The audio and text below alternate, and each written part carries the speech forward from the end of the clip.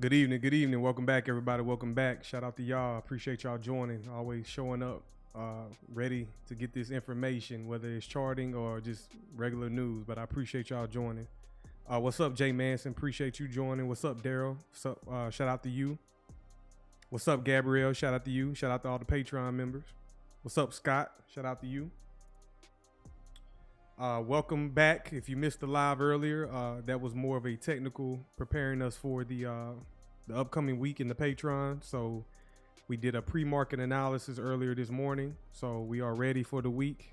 If you want to get into that, you want to learn how to trade, or if you want to be part of a community getting signals, click the link in the comment section.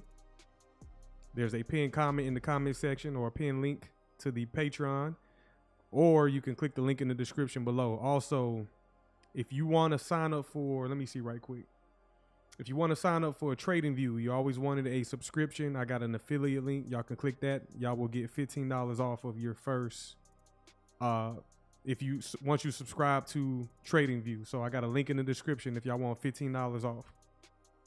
What's up, Ed? What's up, Lenny? Appreciate y'all joining. Always, Ed, always great to be here. I'm always great. You know, I'm grateful for y'all being here. I would say that. Lawrence, what's up, Lawrence? Shout out to you. Appreciate it. Y'all, appreciate y'all joining. How was your 4th of July, everybody? How's everybody's 4th of July? Hopefully if you celebrated, if you're in the United States, how was y'all weekend, man? What y'all did this weekend? Let me know in the comments. I've been seeing a lot of stuff going on. I've seen some people blow their hands off over the weekend. Hopefully that wasn't you. Hopefully that, wasn't one of your loved ones blowing their hands off, popping these fireworks. You got to definitely be careful out here. What's up, Mark? Appreciate you joining, man. Shout out to you. Shout out to you. Appreciate everybody joining, man. I'm giving it a few more minutes. I'm trying to check in on y'all. Let me get a quick roll call. Y'all shout out where y'all from. Shout out y'all city, y'all country, y'all region, y'all state, whatever y'all want to shout out. Go ahead and shout it out for me. Mark, you said I had a great 4th of July. Fireworks. Money I could have bought XRP. Man, look what I tell you, man. I didn't go crazy with the fireworks. I spent about $80 on fireworks. I didn't go crazy with it because shit. Like you said, that's money could be going to other things, you know what I'm saying? Money that could be definitely put into XRP or some of these other opportunities out here. You know what I'm saying? Or if you want to start trading, that can fund your account right there. That can fund an account to go trade micro contracts so you can grow that money. So I understand where you're coming from. Shout out to Florida in the building. Lawrence from Florida. Night Owl, you said, what's the site that you have up, boss? Okay, I'm gonna go over in a minute, Night Owl. Give me a second. Ohio in the building. Shout out to Ohio. Barcelona, Spain. Daryl, you in Barcelona, Spain from LA? That's interesting, man. Safe travels if you are in Barcelona. Safe travels. I gotta get to Barcelona. Barcelona is beautiful, man. Beautiful. I also like the history connected to it. I don't know if y'all know about the Moors and all that coming through Africa, going through Spain and all that. You know what I'm saying? So I like the historical part of about Spain. Lawrence, you said just sat back and watched the show. For sure. Ed, you say shout out to the Bay Area in the building. Enjoyed the 4th of July with your family. Hey, Ed, you say Daryl, you said you're messing with me, but guess what, Daryl? You gonna manifest it. We're gonna manifest that. We're not too far, man. Like I said, if y'all were just joining, we almost at the finish line. You get what I'm saying? We almost at that finish line. We got to continue to push through. Hopefully I'm giving y'all motivation to keep hanging in there. You know what I'm saying? Keep hanging in there. That's how, that's if I'm not offering you anything else, just hopefully you are taking heed to my words. Just hang in there and eventually you're going to get to Barcelona. So somebody asked, shout out to H-Town in the building, Houston, Texas. Shout out to Houston, Texas in the building. What is it? 215? What is it? 251? What's the area code in Houston? But shout out to H-Town in the building. Shout out to everybody that, hopefully everybody's doing okay out there in Texas with the flooding too as well. You know, they had that flash flood out there in Austin. So hopefully everybody's out there, pretty safe. If you're in that area, if you got anybody, loved ones in the area, shout out to them. Yes, the 512. I said the 215, 2112 or something like that. Cato Mintz. Watching from the Fargo, North Dakota. Okay, shout out to North Dakota. I've been to South Dakota, and when I went to South Dakota, man, wasn't nothing up there, man. I had to turn around. But I never been to North Dakota. I might want to visit one day. But what do y'all do in North Dakota? Let me know in the chat. But shout out to North Dakota in the building. What do y'all do in y'all day to day? And then what's the temperature like that right now in North Dakota? What is the temperature like? Because in the South, you know, we hitting 100 degrees every day. So North Dakota right now gives as if it's giving like 80, 82 degrees on a day on an average. Somebody asked earlier, what is this right here? You said 77? Damn, 77 degrees in North Dakota? With no humidity. I bet y'all don't have no humidity at all. Hey, man, that's a blessing, man. That's a blessing. But I wouldn't want to be up there in the wintertime. Trust me. I don't want to be up there in the wintertime. Y'all can have that. Okay? You can have North Dakota in the winter. What's up, Ryan? Shout out to you. Shout out to you. I appreciate y'all joining, man. Everybody that been showing up, y'all showing up every time. Shout out to my new subscribers. I appreciate y'all joining as well. Said the winter is bad. Hey, the winter be bad in the South, so I can only imagine up there in North Dakota, man. That's crazy. But for the person that asks what I got on my chart, let me go ahead and pull that up right quick. Let me go ahead and pull that up. Well, I already got it pulled up. Let me blow it up. Let me blow it up on the big screen. Okay. So, oh, wait a minute. I got to get y'all comments up here. Y'all give me 1 second. I got to get y'all comments up here. Give y'all a platform to express yourself. 1 second. 1 second. Y'all bear with me. Y'all. Bear with me. Let me refresh this. Give me a second. And if y'all just joining, man, I appreciate y'all joining. I'm messing up the show, man. I'm messing up the live stream. 1 second.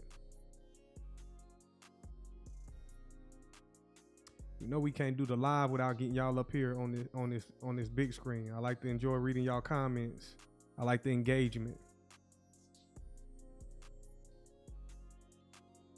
You said you're originally from Crystal City, Texas, and then you moved to North Dakota. Man, that is kind of going backwards. Unless you up there living off the land, and North Dakota right now seems like everything is cheap.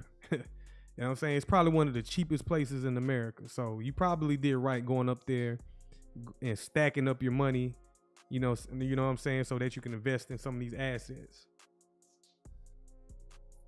Probably did right. And if you're just joining, man, we're going to get into price. Y'all give me a second. Give me 1 second. I don't know why the hell. 1 second. Might have to just keep it moving. Somebody, y'all press 1 in the chat. I'm trying to get y'all to come up here. Y'all press 1 in the chat.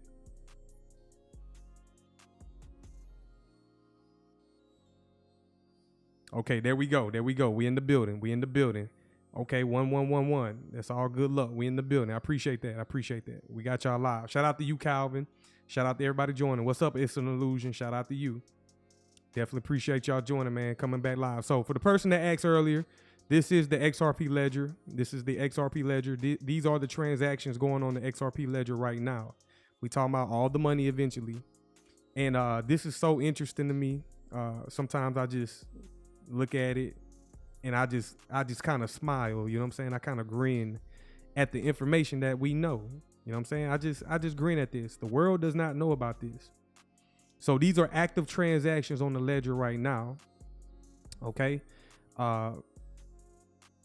What's the link to this? What's the name of this website? Y'all can go visit yourself. It's called 3xrp.dev. I've seen this in the past, and I'm talking about years ago, but I haven't seen it in a while, and things make more sense to me now.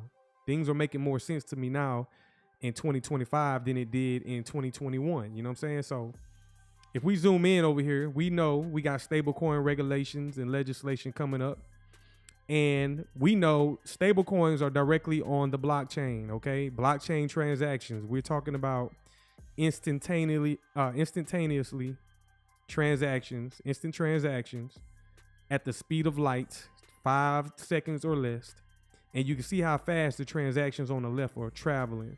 And these are all stablecoins using XRP transactions. and you can see how fast it's going. And then over here, it's the fiat transactions, which are slower. Okay, they're moving, but this is more fiat pairs. Okay, so it's just interesting to me. Let me see right here. XRPL is going through the amount of XRP that's being sent. You know what I'm saying? It's going through the amount of XRP being sent, and then over here it says others not rendered. So these are people that are transacting on different networks. So not just fiat. We're talking about XRP to BTC. I just seen an HBAR XRP pair. You know, XRP does anything to anything. So that's highly, you know what I'm saying, just amazing to me. I just seen Doge XRP, Solana XRP, ADA XRP, BTC. So these are all the transactions flowing through the ledger right now. And this is a great website. You know what I'm saying? This is a great website to see that. So that's what I'm looking at. Kato, you said XRP keeps getting rejected at 229. We need to break through the resistance. Let's go ahead and look at the charts, man. Appreciate it. Let's go ahead and look at the charts. Before I go to the XRP charts, let's get some price action up in here. Let's get some price action. So XRP currently trading at 227. You already know we're going to get into it. I'm going to break it down. We're going to look at it a little bit closer. We got to go to lower time frames and get underneath the hood of the engine. So we're going to look underneath the hood of the engine. We got XLM moving higher, 25 cents. I was buying XLM the past few months, accumulating. XDC moving higher, currently at 6 cents. Okay, HBAR currently at 15 cents. We got Bitcoin at $109,000. Okay, Bitcoin 109. It's on the way up. So you see the title of my video? I titled it XRP BTC Breakout. Okay, that's because Bitcoin is about to just boom out the gate. Okay, we got Ethereum 2,500. We got Algo 17 cents. We got DAG at 3 pennies. Y'all tell me in the chat what y'all been accumulating. Y'all let me know what y'all interested in, what y'all been accumulating while there's still opportunity. Oh, we got a good one, but I'm gonna save it for last. I'm gonna talk about it, but I'm gonna call out these prices, but I'm gonna save it. We gonna look at it right quick because I've been seeing the it's just funny to me. It's just humorous. We gonna talk about it. We got IOTA trading at 15 cents. We got Internet Computer trading at 484. We got Ondo, that's another one, 79 cents. We got Solana, 151. We got Flare Network, 1 penny. Flare ain't looking good. I'm sorry, y'all. Like the market structure on Flare, I hate it. You know what I'm saying? It's just, and then like every time they come out, like, man, I don't know what to say about Flare. You know what I'm saying? I don't know what to say about Flare. Right now, Ripple, in my understanding, at one point they was picking everybody up, trying to bring the industry along. But at the end of the day, I think Ripple is just going ahead and just smash everything. You know what I'm saying? They're just going to try to blow everything out the water. So I find it interesting with Flare. It's at 1 penny though. Cardano currently trading at 58 cents. It's inside of a BTC, buy side imbalance, sell side inefficiency. That's a fair value gap for y'all that are new. Markets are algorithmic. Got people in here early in my live stream trying to debate me about what I do, but it's all good. Chainlink, $13. Okay. But the one I wanted to talk about here was Zebec. How many of y'all invested in Zebec? It's actually trading down inside of a fair value gap, but let me zoom out right quick. Zebec kind of wet the bed, you know what I'm saying? It kind of like rolled over and wet the bed, but we had so many retail investors try to chase Zebec. So many people try to chase it. And guess what? I sent the warning call out. So let me come to my channel right quick. Let me bring up my channel. And people was coming at me when I said this shit. People was coming at me when I said Zebec is going to crash, okay? And this is how you know I'm ahead of everybody else out here. Go to my channel. Ryan, you said I said I wouldn't touch Zebec with a 10-foot pole. I'm glad you didn't, Ryan. I'm glad you didn't. And when people was talking about it, they were chasing it. So let me go to my live streams, okay? And one live stream that did real well because I kind of like played on, you know, the topic at the time was Zebec, okay? So You can see what I said. I said, I warned you. And guess what? This was a month ago. I called this when the market was still going higher. Okay. The market with Zebec was still going higher and higher. And I kind of was getting the indication that it would kind of like, that was it. So I went ahead and created a live stream talking about, I warned you, Zebec collapsing. And I did that before it even collapsed. Okay. So if you brand new to my channel, this is the type of magic that I be doing. You know what I'm saying? I got a blessing, or I got a skill where I can call shit before it happened. Okay. So I said, I warned you a month ago, Zebec collapsing, XRP June forecast, so etc. So let's come back to Zebec right quick. So again, that was back in, do I have the date? Yes, I have it dated. Let's go back. Let's go back to the date. The date was May 27th, 2025. Here we are in June. Okay. I don't know who Martin Lucas is, but if he was trying to have people buy it, guess what? He probably hurt a lot of people. Okay. So I don't know who that is, but he probably got a lot of people hurt. But I called this in May 2020, May 27th. So what I want to do is let's go to the chart. Let's go to Zebec right quick. And let's go to the daily time frame. And what I'm going to do on the daily time frame, I'm going to find May 27th. Okay. May 27th. May 27th. This candle right here. Okay. So I said right here, May 27th, this candle right here. That's when I kind of like got that warning, like, okay, this shit is kind of extended. This candle right here. This was May 27th. And then we had a continuation and it kind of peaked out and then rolled over just like that. Okay. So before, if you look over here above me, right on the screen, that was May 27th. I was already seeing it. And as we roll over to the right, you can start seeing price play out, and it kind of like rolled over just like that. And now we're currently where we're at right now. So a lot of people, again, a lot of people chase this. Okay. A lot of people chase this going higher. And then eventually, like, if you held on, if you was one of those people that held on to this and you chased it, you're currently in the red. You are in the negative unless you sold it beforehand. So y'all be transparent in the comments. Y'all let me know. What did y'all do? Y'all be transparent in the comments. What did y'all do? What did y'all do? Did y'all invest in Zebec? I want to just get the consensus because I tried to warn people. I even had a person come in my live stream saying, man, Zebec ain't crashing. You don't know what the hell you talking about. But hey, I let people be who they are. You know what I'm saying? I do this on a daily.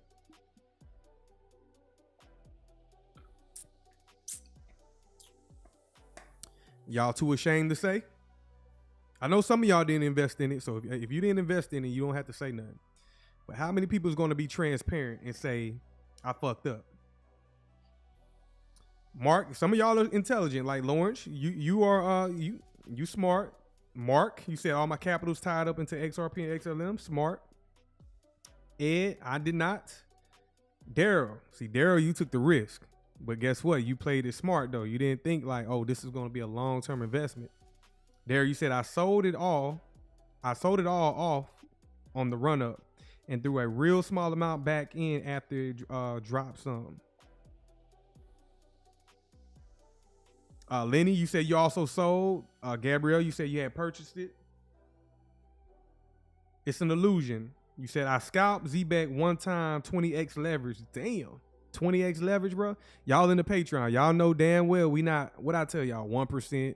We ain't risking over, you know what I'm saying? That 20x, boy, you went crazy. But leverage on 7 minutes made $130. That was my Zebec experience. Shout out to you. Scott, you said I got out on the way up. That's what you're supposed to do. You want to buy when the price is going down. You want to sell when the price is going up. But I teach y'all that. I tell y'all that. Now let's go look at the sentiment. I'm bullshitting tonight, y'all. I'm just bullshitting, but we're gonna come back. We're gonna come back right quick. Let's go look at YouTube. You know, we like to get sentiment. And what we're gonna do is type in ZBCN crypto. Let's go see. Let's go see what they talking about. Now, I haven't watched this video yet, but I've seen it. And this was a day ago. Why ZBCN is tanking. Dark truth behind Zebec's transparency drama. Y'all, why wasn't y'all asking about the transparency back on May 27th when it was going higher. I'm just saying. It ain't even been a full month. Well, has it been a full? Yes, it's been a month, and now, oh my God, they're not transparent. But y'all chased it and threw probably too much money into it. How? Come on now. Like, let's be serious. Zebec is in a free fall. That was 6 hours ago. Keep calm and buy the effing dip. Okay? That's what this person did. But I just showed y'all on my channel. I told these people in the universe that, hey, Zebec is in trouble pretty much. Zebec is crashing. I did that a month in advance. Okay? Now today, as of today, here goes people. Oh, it's falling. So y'all tell me who's watching, who's ahead of price. Okay? Who knows what's actually going on?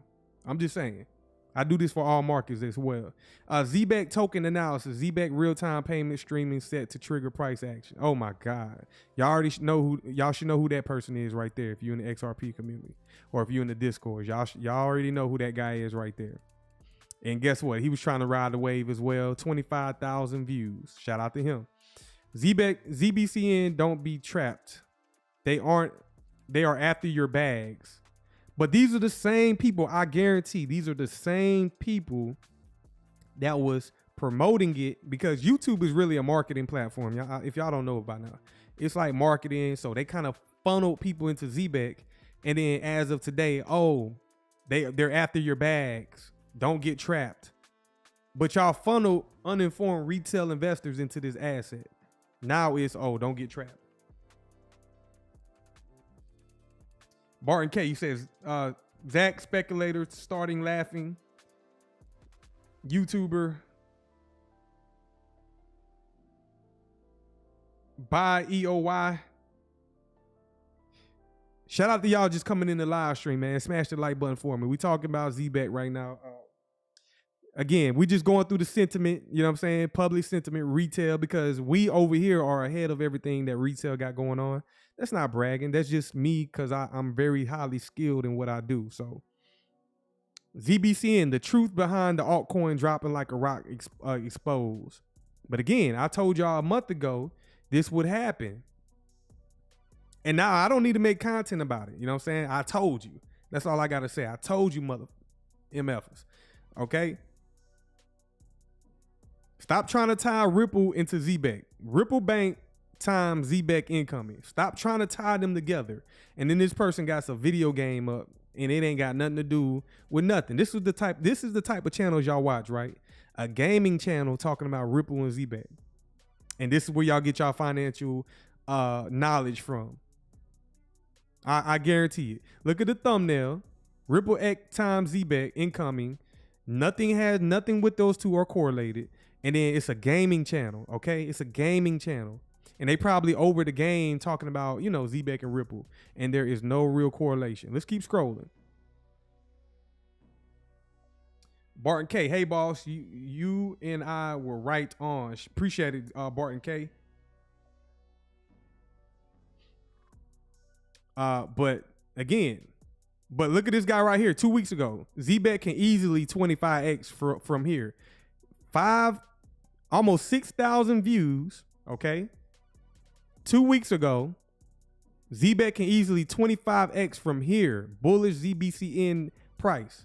That was 2 weeks ago. So how many people out of 6,000 people watched this video and said, hey man, this man, because he sounds like he know what he's talking about.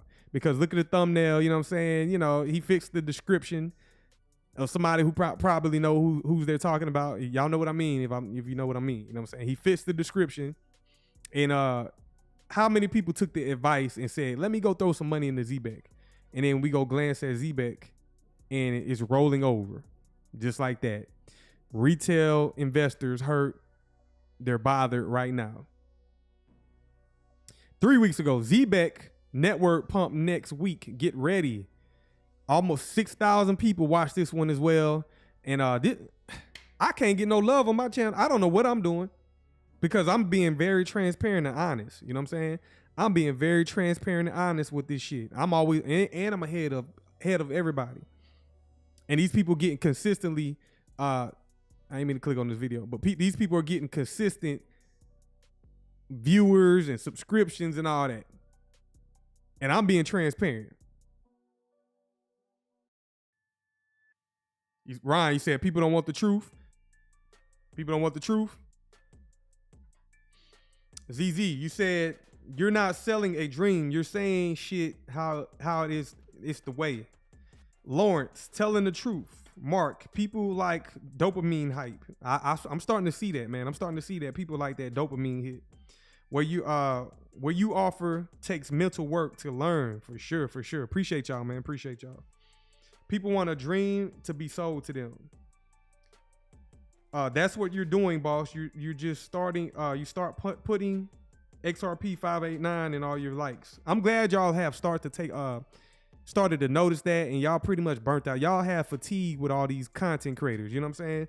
For example, I'm not knocking nobody. Shout out to everybody. I don't want to knock nobody making any money doing what they have to do. But you're not gonna catch me making a meme. You're not gonna catch me doing a thumbnail like this. You know what I'm saying? You're not gonna catch me doing a thumbnail like that right there. You know what I'm saying? Not hating. I'm just saying that me personally, you're not gonna catch me doing that right there. Almost about to cry and shit, trying to get you to draw you in. No. Now this guy right here, his thumbnail's cool. I ain't got no problem with that. Okay, he's cool. But again, you gotta be honest, man. You gotta be honest with these people, man. Like, I'm here to take all this hype shit away from these markets. These markets are very fun, but they're not. We gotta take the hype away. Look at this right here. It's time to sell. Zebec Network, ZBCN, time to sell. And then there y'all go. The famous head. You already know the famous hand on the head post. The famous hand on the head. The stress look. You already know. Yes, Barton K. Study. Ramen. Crypto bill in 2 weeks. For sure. Yep. Definitely 2 weeks. We're going to get into it. Let me read. Kato, you said somebody earlier that I talked about was begging. Man, that's crazy. Ed, you said, I think people want to watch what they want without taking time to realize what is essential, just like what you are teaching. Yeah, man, everybody want to be entertained. Just like right now, what I'm talking about right here, this is entertainment. We're going to get into the real shit, though. This is just because if I do strictly charts, I don't think that's like, you know what I'm saying? Like, some people that's here want to be entertained. So this is my form of entertainment, talking about the trash, the bullshit out there. That's my entertainment. That's where I get my laughs at, because so much shit is out here trash. You know what I'm saying? It's just trash. Zebec Network, don't be stupid. A ZBCN crypto token analysis. And then, okay, are you doing any charting? Motherfucker don't know what he talking about, man. It's just crazy. And then why is everybody copying? That's why I don't, bro. Everybody's copying the same damn thumbnail. That is crazy. But anyway, to each his own. That's Zebec. Hopefully y'all gain some profits from it. Hopefully you're not doing too bad with it. Okay, so let me go out right quick. Let's say you are hypothetically looking to purchase. What you need to do is you need to zoom out. Let's go down to the monthly time frame. On the monthly time frame, Zebec, y'all tell me in the chat, for the people that like the skill of this. What is this right here? Y'all see that candle right there? Y'all tell me in the chat, what is that right there? So many people got hurt chasing that going up. You only want to be a buyer. Now you start to wonder why I say you only want to be a buyer when price is going down. If you are chasing price, you're hurting yourself. Shout out to y'all. That's a busy. Let me highlight it for the Zebec army out there. That's funny. I don't know what they call their tribe or whatnot, but the Zebec tribe. So let's highlight that busy. Y'all see that? And like I said, this shit happens in every market. I don't care what market you're in. This is a monthly time frame. And do y'all tell me in the chat, do you think it's random? Do you think it's random that price goes directly down to the midway point of the fair value gap? Do y'all think that's random? Is that random? How many times I got to show y'all that? Kato, are you new? I need you to pay attention, Kato, because you're going to learn you're going to learn today. You're going to learn some things that you probably haven't been interested in. But the chat, the people in the Patreon, y'all know that's not random. These things repeat over and over again. I had a person earlier. have a problem with me saying the markets are algorithmic, that's because they are. If you don't spend the time in these markets like I do, you will not understand what the hell I'm talking about. But y'all know it's not random. You already know that midway point is the key. Why the hell would price go directly down to the midway point of that fair value gap, reject it, and go higher? Inside of this, if you were to purchase Zebec, see, I don't know shit about Zebec. I can't be in everything. Some of y'all might know a little bit more than I do about Zebec. But if I know one thing, if I know anything, whenever price trades down to a BTC, buy side imbalance, sell side inefficiency, and it's at a discount, and it's just hanging inside of there like that, and we've seen this across all markets, that's your opportunity to purchase. You don't want to be buying at a premium. You want to be buying at a discount, and that's exactly what price did. Now, Zebec, maybe this is a signal for y'all. Y'all, give me a raise of hands. Who in the chat is still into this? Who in here?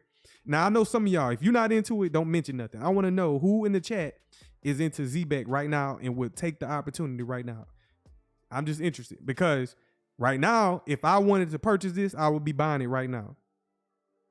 If that's the key word, if I wanted to purchase it, I would be purchasing this right now. But hey, that might be a free play for somebody who likes to speculate, and it might be just a wet dream for you to like make money off of it. Who knows? Barton K, you said keep your guns in the fact. It's a fact if you study. For sure, for sure. I got 34 people in the building, man. Shout out to y'all, man. Y'all showing love. I'm slowly but surely growing, and I appreciate it, man. I appreciate it. I'm very humble, man. I also just got monetized.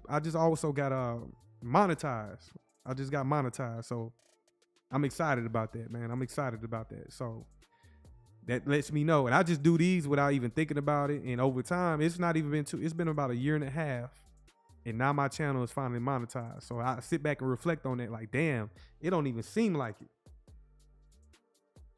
It don't even seem like it's been a year and a half.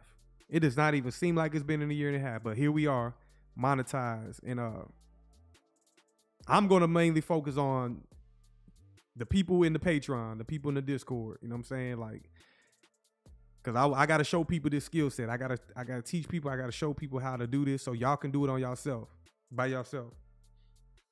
Gabrielle, you said, I'm into Zebec, but price is above my original purchase. I have seen info on the investors of Zebec and don't think it will go away. Gabrielle, since you mentioned that, please drop that information in the Patreon. Drop that the information or the details whenever you get time. It's no rush. The Patreon is there, and whenever you get time, bring that information to the private group so we can further analyze that. Because I'm always open ears. I just can't do it right now, me personally, because I'm already tied up in other things. But I don't have enough information on Zebec, so we need to hear more. Do they have partnerships, etc.? So I'll be gladly to see that in the Patreon. Barton K, you said you put in the work. Great for you. You giving me a great education. And I appreciate it, Barton. And at the end of the day, that's what I wanted to do with my channel. I wanted my channel to be an educational channel. Like, yeah, we're going to have some fun. We're going to have some entertainment here and there. We're going to get some laughs. We can go off topic sometimes, but I mainly want to just focus on education. You know what I'm saying? Like, I put the time in. I've been trading for 5 years. You know what I'm saying? It's a constant every day, no days off. Where I'm not for the past 5 years, I have not been in these markets every day consistently. Even on days like over the holiday where the market ain't doing nothing, I'm constantly every day in this market for the past 5 years. So that's my experience that I'm telling y'all. That's my experience in these markets and doing as an analyst. 5 straight years of just straight in these charts every single day, Sunday to Sunday. I will feel crazy if I can't look at the charts. Because they are that addictive to me, because there's always opportunity, whether you're investing long term or if you're looking for day trading opportunities every day. There's always opportunities in these markets, and I'm constantly analyzing. And over time, once you start analyzing so much over time, this shit becomes second nature. You know what I'm saying? Like, it's amazing to be here at this point. It's always me against me, as far as like my growth. I don't like to compare myself to nobody else. I don't like to compete with nobody else. It's just me in my own journey when it comes to technical analysis and just getting better. Because in my private business, I have a trading business, and that ain't nobody business but me and my family business. So I don't have to bring that out to the light with people. You know what I'm saying? I'm in there trading with capital to grow, to eventually just be just build this empire that's just strictly trading based. Trading, if y'all are interested in becoming a business, y'all can go create an LLC. It's simple. You know what I'm saying? Create you an LLC in the United States. You start off with a single member LLC. You start with initial capital, and y'all can do that. If y'all are brand new and you are in the Patreon, y'all can do this as well. Start your LLC. And with that LLC, you can go ahead and open up accounts with your broker, with your LLC. That's what I do. Okay, I got a personal account. I got an account through my LLC with these brokers. And I day trade every day. And you treat it like a business. It's a low overhead business. All you need is a internet access and computer equipment, whether that's a laptop, a desktop, a cell phone, a tablet. You just need some computer equipment and a Wi-Fi. You need to have capital funded inside of a broker account. And that's all you need in this business. You don't need overhead. And it's a cash-based business. That's why the equities market is the largest business in the world. What's up, B Rush? Shout out to you, man. Shout out to you. What's up, Ramen? But yeah, B Rush, five straight years. You know what I'm saying? Hey, B Rush, when I first got to the Discord, I was every day studying. I was still in that phase of just studying every day, getting better and better. But now I'm to the point now I don't study every day no more. It's just second nature. Okay. The thing is just consistency. Don't stop at all. Just every single day. And more of y'all that are in the private groups, you know what I'm saying? Y'all that are in the private groups that I'm associated with. I see some of y'all doing it more and more. Okay. I see y'all doing it more and more. And all I got to say is keep going, keep sticking with it. As you stick with it, your development, your progress is going to keep growing. So don't stop. If you done started, you done took the red pill essentially. So don't stop. Just keep going. For sure, B Rush, for sure. Appreciate it, man. Appreciate it. Bart K, chart out the weekly highs, lows. Have the 3-month highs, lows, BTCs, order blocks. Away you go. Coming up weekly announcements, no Sunday. See what happens. So you taking in the information, Barton K. You definitely taking in that information. Okay. So me right now, I'm just chatting for example, so I'm gonna move on. But for y'all that bought, for y'all that are still interested in Zebec, here it is at a discount. There go your free signal right there. Okay. If y'all want to take a quick swing trade, let's say I go down to the weekly time frame. We just began a new week. There's 7 days in this week. How long do they keep it down here? Well, we're hanging out inside of this. These are levels that you want to accumulate in, and then if you want a quick swing trade, hey, you might want to hold it. We shall see. It might take a while. Just know that as well. So Zebec at a discount. I'm gonna say that. Okay, that's Zebec at a discount. Okay, let's go ahead and look at the economic calendar. Let's start off with the economic calendar. I'm gonna go look at XRP and Bitcoin. We about to get into it, B Rush. We about to get into it. It's mainly Bitcoin. Bitcoin is definitely about to break out. No ifs, ands, or buts about it. Now, XRP, we're going to look at it. We're going to check it out. Let's go look at it. Let's start out with the economic calendar. We are in the first week of July. This is the first week of July. So we got some weeks ahead of us until we go into August. So August, if y'all don't know, is going to start on a Friday, August 1st. That's going to be on a Friday. So y'all better have that bill money ready. All right, on the economic calendar, we don't have no news this week until Wednesday and Thursday. After Thursday, there is no economic news. Again, we use this as a guide for us, for y'all in the Patreon. We use this as a guide to forecast when volatility and liquidity will come into the market.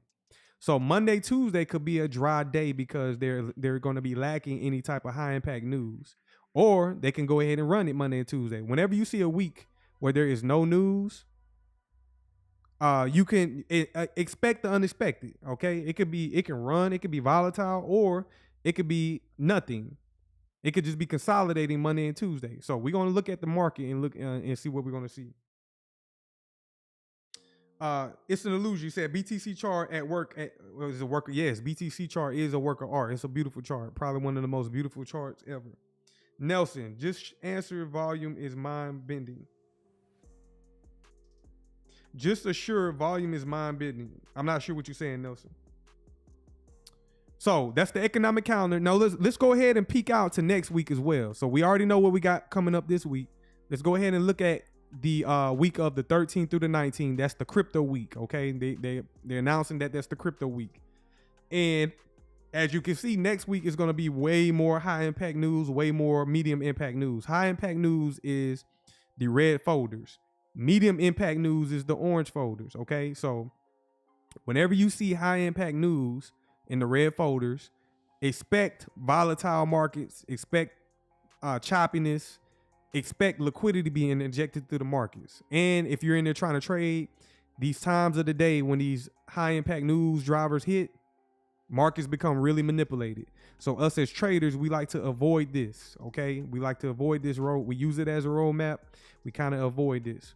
Okay, so that's next week. Let's not get too far ahead. That's next week. So let's go ahead and come over to the first. Before I get into crypto, we need to understand this is the dollar. This is the dollar index. The dollar is the world reserve currency. Okay, so this has a lot of influence over other financial instruments, other markets. Let's go down to the monthly. On the monthly time frame, you can see the dollar has been selling off in a sell model. Okay, it's been going lower for several months now. 1, 2, 3, 4, 5, 6, about 7 months. And we just entered July. So let's go out to the 6 month. I don't know if y'all recall, I was recalling this order block right here. And price was up here. I said, I want to see price drop down to this order block. Okay, that's a 6 month order block. We have traded down to it, and now we're just holding inside of it. So the second half of the year, which is this candle right here, is going to be interesting. Do we continue to go lower? If we continue to sell off, I want to see us trade down inside of this BTC, which stands for buy side imbalance, sell side inefficiency.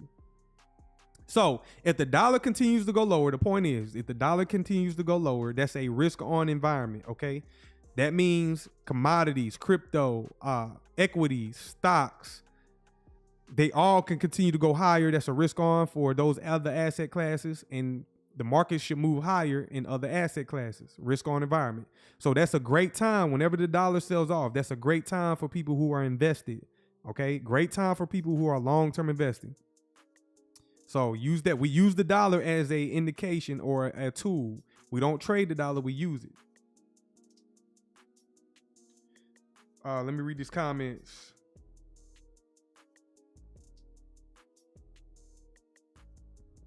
You said crypto goes up, the dollar goes down. Shout out to you, Barton K. Thanks, D. Nelson. Wait until the cannabis industry can bank their money. My imagination cannot go that high. We gonna see. So that's the dollar. We are right now. I am bearish still on the dollar. My objective is I want to see the dollar come down into this 6 month fair value gap. How long does it take? It's a time thing. Or it can go fast. Prices in the low resistance liquidity run, it definitely can go fast. So let's look at XRP. All right, XRP. We are in the month of July. Let me clean some of this up right quick so that y'all can see it. Clean some of this up. And I appreciate y'all joining, man, showing the love. Everybody that's just joining, man, smash that like button for me. Subscribe to the channel. Help me grow. Help me get to 1,000 subscribers. Let's go out to the 6 month time frame. So on the 6 month time frame, we can't ignore this 6 month fair value gap. This is a long-term time frame. Every one of these candles takes 6 months to complete. So you already know that. I went over this last live stream. I also called this a month in advance. We cannot ignore this because we can potentially trade down inside of this fair value gap right here. Okay, we can potentially trade down into that. Let's wait and see. Let's go down to the monthly. I'm gonna skip through the 3 month. Let's go down to the monthly. On the monthly time frame, we just started July. We are in July what time? What day? July the 6th. We had a long holiday. Shout out to y'all in the chat. Hopefully y'all enjoyed y'all 4th of July holiday. If you don't celebrate that, good thing you had an extra day off from work. So hopefully you're well rested. You got your mind reset. You ate some good food, etc. You spent time with family. Now it's time to lock back in. It's time to lock back in. Whether that's you going to work and making this money and also putting it into the market. Or if you want to trade and you're in the Patreon, it's time to lock in. Okay, it's time to lock in. Y'all click the link pinned to the comment section if y'all want to join the Patreon. So last time I left off with XRP, I asked y'all, okay, what side of the market do y'all want to see price reach for? A lot of y'all said y'all want to see it come up higher. So let me highlight that high right there. Y'all want to see it come up higher. So we want to reach, and right now in the short term, I want to see price reach up for last month's high. Above that high is buy side liquidity, okay? Buy side liquidity. I want to come up, see us sweep that, take out that liquidity pool. If I go back out to the 6-month time frame, I was explaining. So for y'all that asked before, if y'all ever see a gap, you see this fair value gap right here, and price doesn't trade back to it, that's considered a breakaway gap. Okay, that's a breakaway gap. I don't know if y'all heard that one before. That's a breakaway gap. So what that means is price displaces, this fair value gap forms after this candle closes, and then price starts to continue to move higher and not wanting to return down to this gap. Now, there's two sides of the spectrum. I'm giving you both sides. So I'm not here to be like, oh, I know it all, or I'm 100% right. No, I'm not always 100% right. I'm transparent in that all the time. I'm giving you both sides of the coin. I'm giving you the heads and I'm giving you the tails. We know at below the market, there's a large gap that we can potentially trade down to, which is a BTC, buy side imbalance, sell side inefficiency. But if price doesn't want it, now we know that ahead of time. So don't be surprised. That's why I said I'm ahead. Don't be surprised if price decides to roll over and wants to come down to these price levels that I got highlighted. Okay, we got the $1.61, we got the $1.39 at the 0.7 level, and we got the midway point of the fair value gap. That's $1.17. Okay, so we can't ignore that. Those are key factors right now in price. You don't want to ignore that. It's a possibility. The other side of the coin is if we start to move higher away from this, this will be considered a breakaway gap, meaning it created a gap and then continue to break away, not returning to this. I prefer that. Okay, me personally, I prefer that. I don't want to wait through all this another sell off and just going through that shit because I'm tired of it. You feel me? I'm tired of it. Just like y'all are tired of it. But I'm not at controlling price and I control my emotions. So I'm more patient than probably some of y'all because I see these functions happening all the time in price. I see these things happen all the time in price. So it doesn't surprise me. I'm anticipating if it does sell off, okay? And if it does sell off, I know exactly where it's going. If we decide to break out, I know exactly where it's going. I give y'all these key levels all the time. Okay, so if we decide to break out, we already know we're inside of this ghost pool right here, the premium side of the wick. Okay, we're inside of that right now. And if we decide to break out of that ghost pool, we got this high right here, which is the previous all-time high at 339. We all know, if you're new to this shit, we know there's pending orders above that high, just like there was pending orders above this high over here. You see this old high from 2018? Y'all see that old high from 2018? We're going to highlight that high right there. I'm going to draw it over. That's from 2018. And back in January, we went up there. We swept that high and price broke down. That's not random. That's algorithmic. I try to tell y'all all the time. It's not random at all. That's definitely algorithmic. So let's go down to the monthly. And again, back in January, the breakout, we swept the old all-time high from January 2018. Just cleanly swept it, just like that. And you can see price rolled over after that. That's not random. Now look at market structure on the monthly. After we took out that previous all-time high, now we roll over, retrace down inside of a what? Y'all tell me in the comments. This is a monthly time frame. What is this right here? Do you think that's random that price trades down into that? Okay. Do y'all think that's random? What's up, DB? Shout out to you, man. Shout out to everybody just joining, man. Appreciate y'all joining. Y'all ready? Barton K, you said you're ready either way. I'm ready too, man. Like it's gonna be what it's gonna be, because you know why?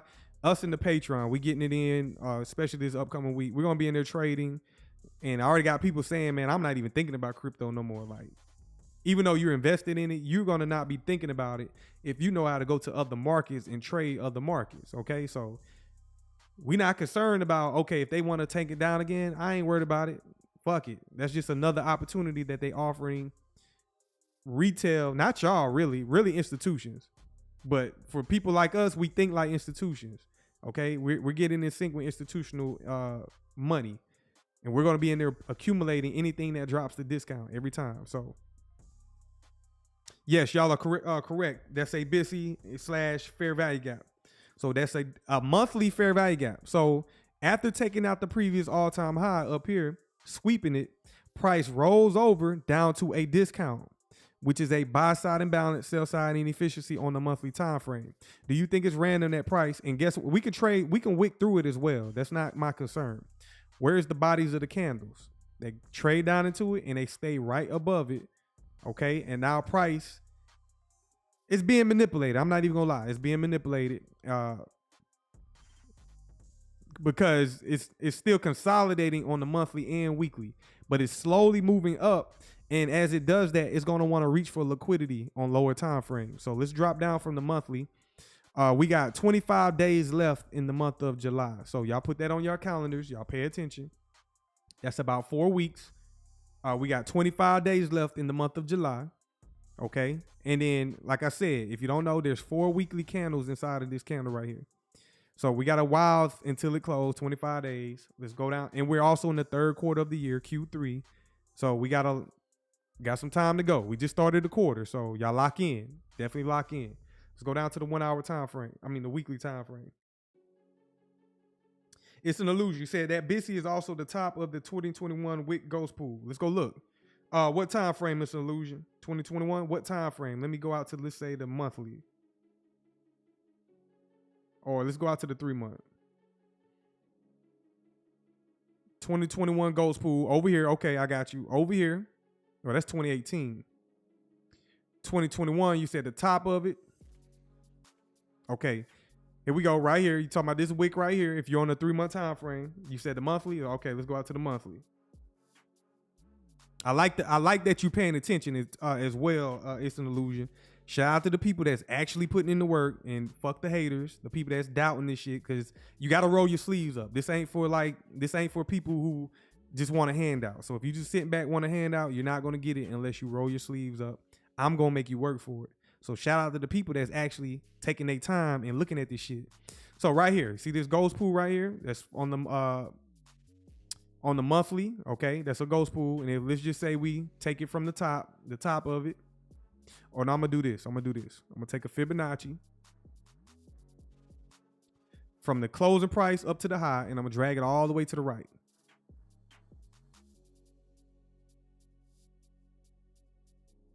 And there you go, right there. You can see how.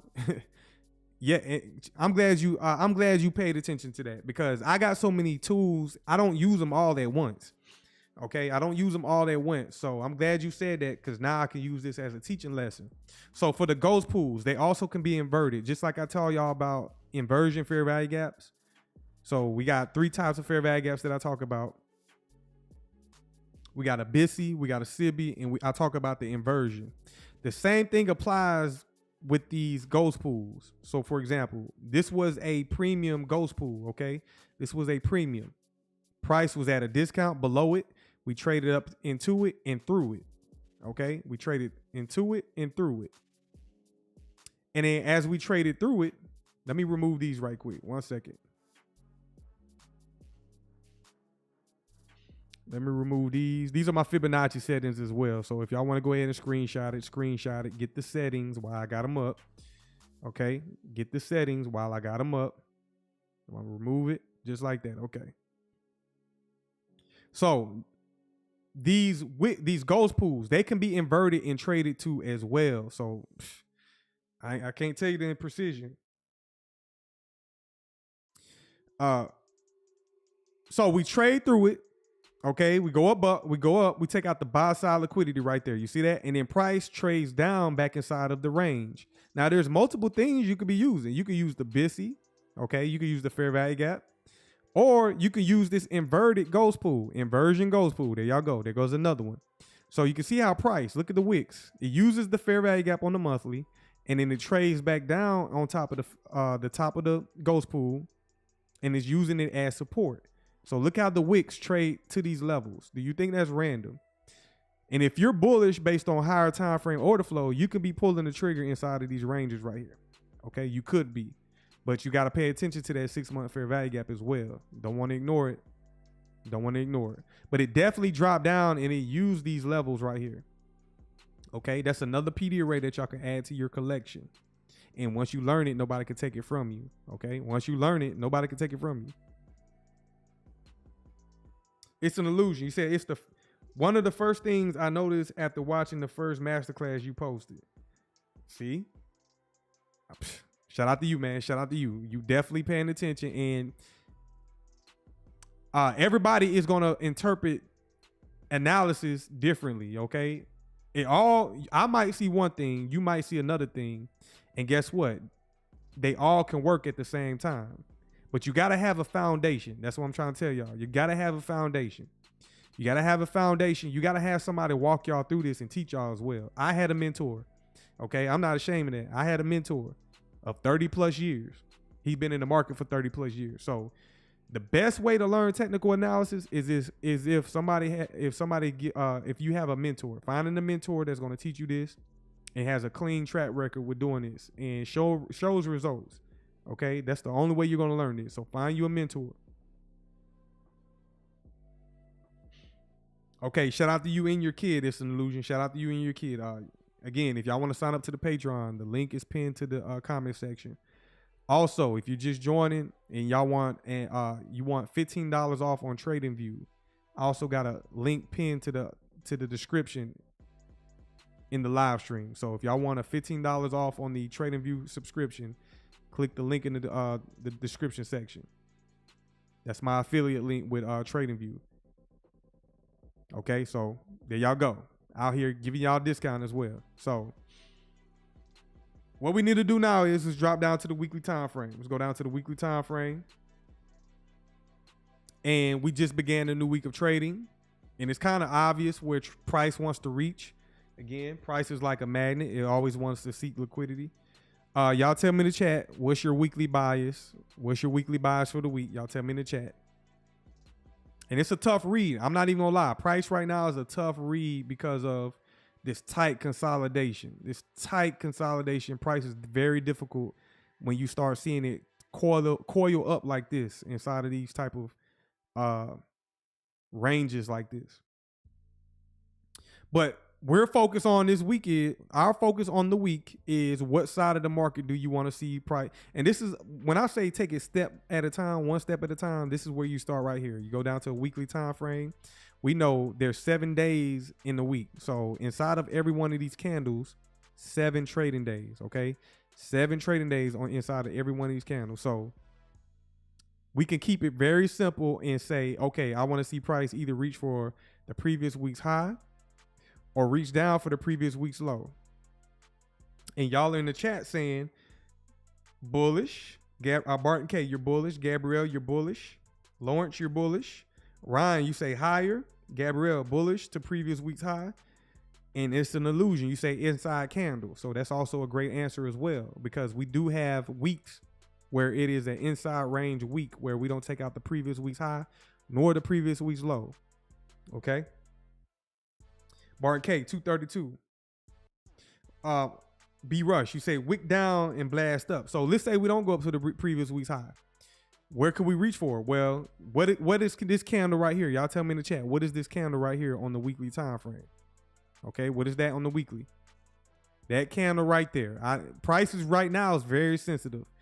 Right now, price is very sensitive. It's rejecting all levels. It's in a high resistance condition. There y'all go. It's a order block. There y'all go. Gabrielle, order block. Daryl, order block. So I'm going to take the opening price of this candle. I'm going to highlight it. And we already used it. Price already traded at this order block. I'm going to show y'all right quick. I like to color my order blocks black. Shout out to y'all, man. I appreciate the engagement. I definitely do.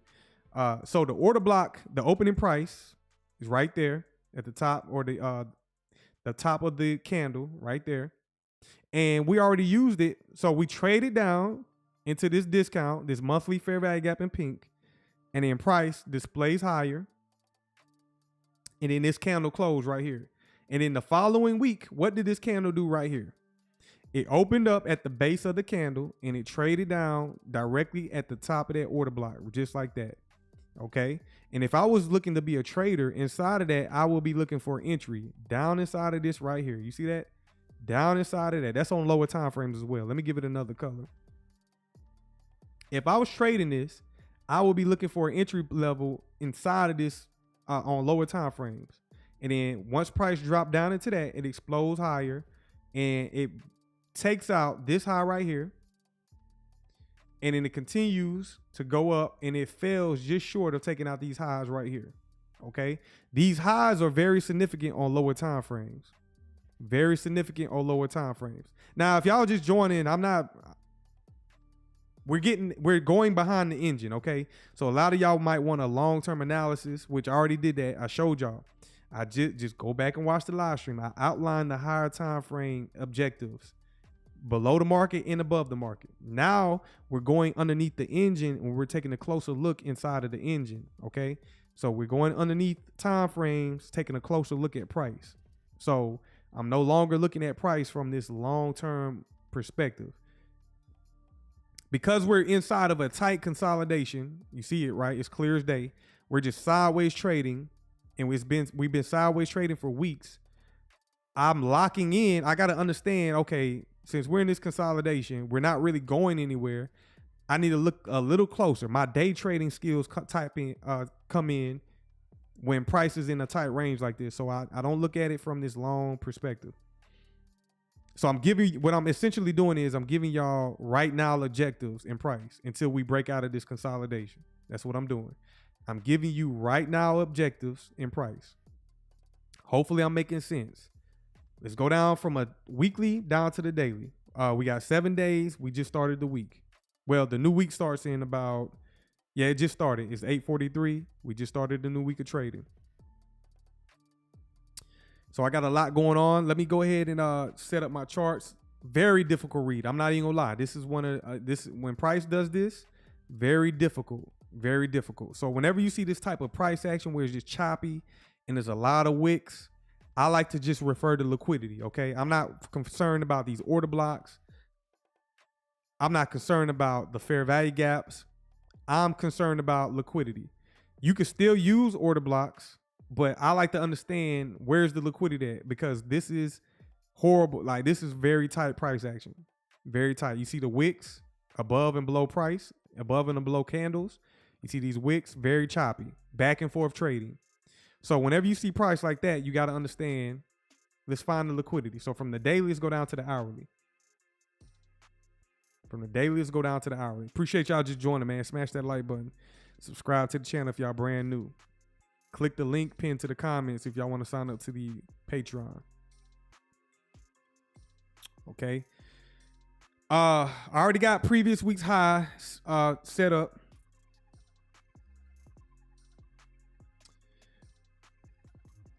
Barton K, you said if BTC moves up earlier this week, XRP will follow. We shall see. We shall see. Hopefully you know that BTC has no influence over XRP. I already debunked that. But it can happen. So I'm not denying that neither. So it can happen. So we shall see. Remember, one of my factors that I use is the dollar selling off. So without dollars, you cannot participate in these markets. Everybody is using fiat currency to accumulate all these digital assets. So without the dollar, or whatever respective currency you're trading in, you can't even play in the game. So remember, the dollar, we kind of ignored the power of the dollar to this day. The dollar still reigns supreme. So we got to factor that in. Always got to factor in what is the dollar doing. So first thing I want to do is highlight previous week's high and low from last week. Let's go ahead and highlight that. Boom, I already got that pulled up just like that. Let's drag that out all the way to the right for the upcoming week, just like that. And like I said, I got to narrow my focus. It's too choppy on the higher time frames, like on the daily. The daily is too choppy. That's a hard read. I can do it. I've done it. I can't even tell you how many times. But as my experience grows, I understand, be a liquidity hunter. Whenever the price is choppy, hunt liquidity. That's all that matters right now. I'll be sitting on the sideline waiting for price to reach for liquidity. Okay, so I already highlighted price, the liquidity pool above price. That's buy side liquidity. Sunday, we had a little quick Sunday little pump right quick. What did we do so far? We traded up. Let me see right quick. Let me draw this out right quick. Let me drag this out to the right. Matter of fact, let me draw this out previous day's highs. So I'm gonna highlight the high from Thursday. I'm gonna drag that out to the right of my chart. That's Thursday's high. That's buy side liquidity. I want to highlight the low from Friday right here. That's sell side liquidity. There's orders above and below the market. If you're just joining, you're brand new. That's sell side liquidity. I want to highlight the low right here. That's sell side liquidity. That's the low from Saturday. So that was yesterday's low. And out the gate on Sunday, which is today, this is my first time looking at crypto today. I pretty much spent all morning preparing for the upcoming week with the futures market. And this is my first time coming to look at XRP today. I'm not concerned that it's pumping, none of that. No, I ain't concerned about that. Out the gate on 12 o'clock midnight, that was overnight last night, price shot out the gate. Boom, what did it do? It went up, took out the high from Saturday. So we liquidated Saturday's high. We also came up, liquidated Friday's high. And then we continue higher and we hit a roadblock. And if I highlight this right here, y'all tell me in the chat, what is this candle right here? Barton K, you said, doesn't it mostly hunt the liquidity is closer to without any major news? All the time, on all time frames. All the time on all time frames. So yes. Y'all tell me in the chat, what is that right there? That's a SIBI. Shout out to y'all. So that's the first SIBI or indication what I'm going to highlight. That's a hourly SIBI. So I'm going to highlight that right quick. Sell side imbalance, buy side inefficiency. So let me highlight that. I'm glad. Look, man, isn't it easy that y'all can spot these fair value gaps? At first you didn't know what they were, but now they're easy to spot. They're all over your chart. It's amazing, ain't it? But as I dragged that out and it formed on Thursday of last week. I dragged that out all the way to the right. Do you think it's random that we currently ranging inside of this SIBI? No, I don't. I don't think that's random at all. Okay, that's not random at all. So y'all think about that. If I zoom out like that, we just began the week. I'm going to give them Sunday. I don't care about Sunday. Right now, it looks like we're kind of rolling over. Once I fill this out, I'm going to go back out to the higher time frame. We're going to get a closer look at price. We're going to get a closer look at price. So let me go ahead and fill this out. I identified the previous day's highs and lows. I identified the previous week's highs and lows. So here we are. I'm going to continue to draw this out. This is my chart for the upcoming week. And we're going to do some forecasting. And remember, don't lose sight. I want y'all to remember, don't lose sight that y'all told me that y'all was bullish for the week. So you want to stick to that narrative. You want to stick to that bias that you're bullish on the week. Once you determine your higher time frame bias, you stick with that.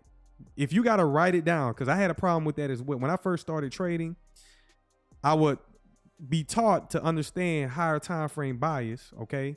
And then as I got down to lower time frames, I would get confused and lose sight of what the higher time frame was doing. So that's why I'm sitting here telling y'all and mentoring y'all, always understand what that higher time frame is doing. We started our analysis on the weekly, so we need to understand when we're on lower time frames like the hourly or lower, we need to understand and look for buying opportunities. Okay? So remember that. Now let's drop down to a 15-minute. Let's go down to the 15-minute time frame. This is XRP if y'all just joined. This is XRP. This is y'all favorite digital asset. ZZ, when is the consolidate? When it's in the consolidation, do you look for order block to confirm when it's about to run direction to start expanding? No, I don't, ZZ. No, I don't. When it's in consolidation, after normally price starts, this is where you start. Price starts in the consolidation. After consolidation, y'all tell me in the chat what happens next. Pop quiz. After consolidation, what happens after consolidation? Y'all tell me in the chat to help ZZ out. Consolidation.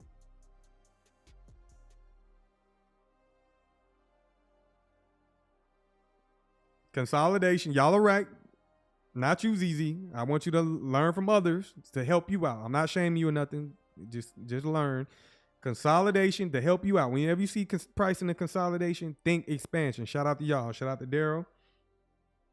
Shout out to you, Lawrence. Shout out to you, Scott. Shout out to you, It's an Illusion. After consolidation, when you see a consolidation, for example, you wait.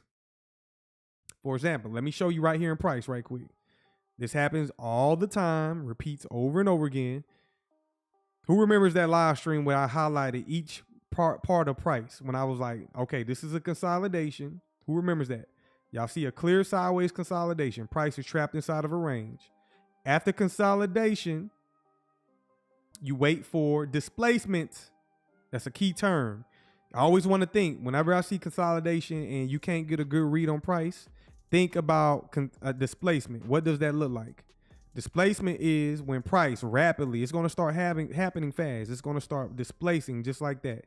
Consecutive candles moving outside of the dealing range.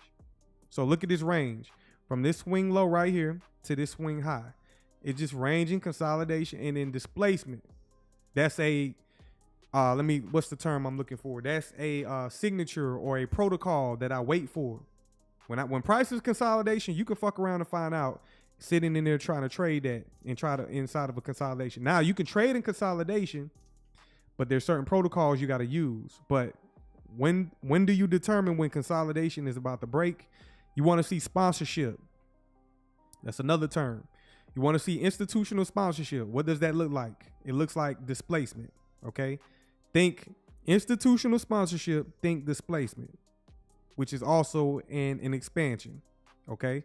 So sideways trading, choppy, and then price starts to clear up, expansion higher, just like that. And there you go. That's your indication. But you can't jump ahead of it. This is where your patience kicks in. This is where you have patience. This is when you wait. You can't just be in there trying to hurry up and jump in, trying to time it or predict it. You have to wait until it shows its hand because you're going to get burnt. So after consolidation, expansion, just like that. Let me give it another color. Let me see. Let's give it a yellow color. Expansion. Consolidation, expansion. Okay. Retracement. Right here. That's a retracement. Those black candles going lower. Consolidation, expansion. Let me give it the retracement of different colors. Give it a, let's give it a red color.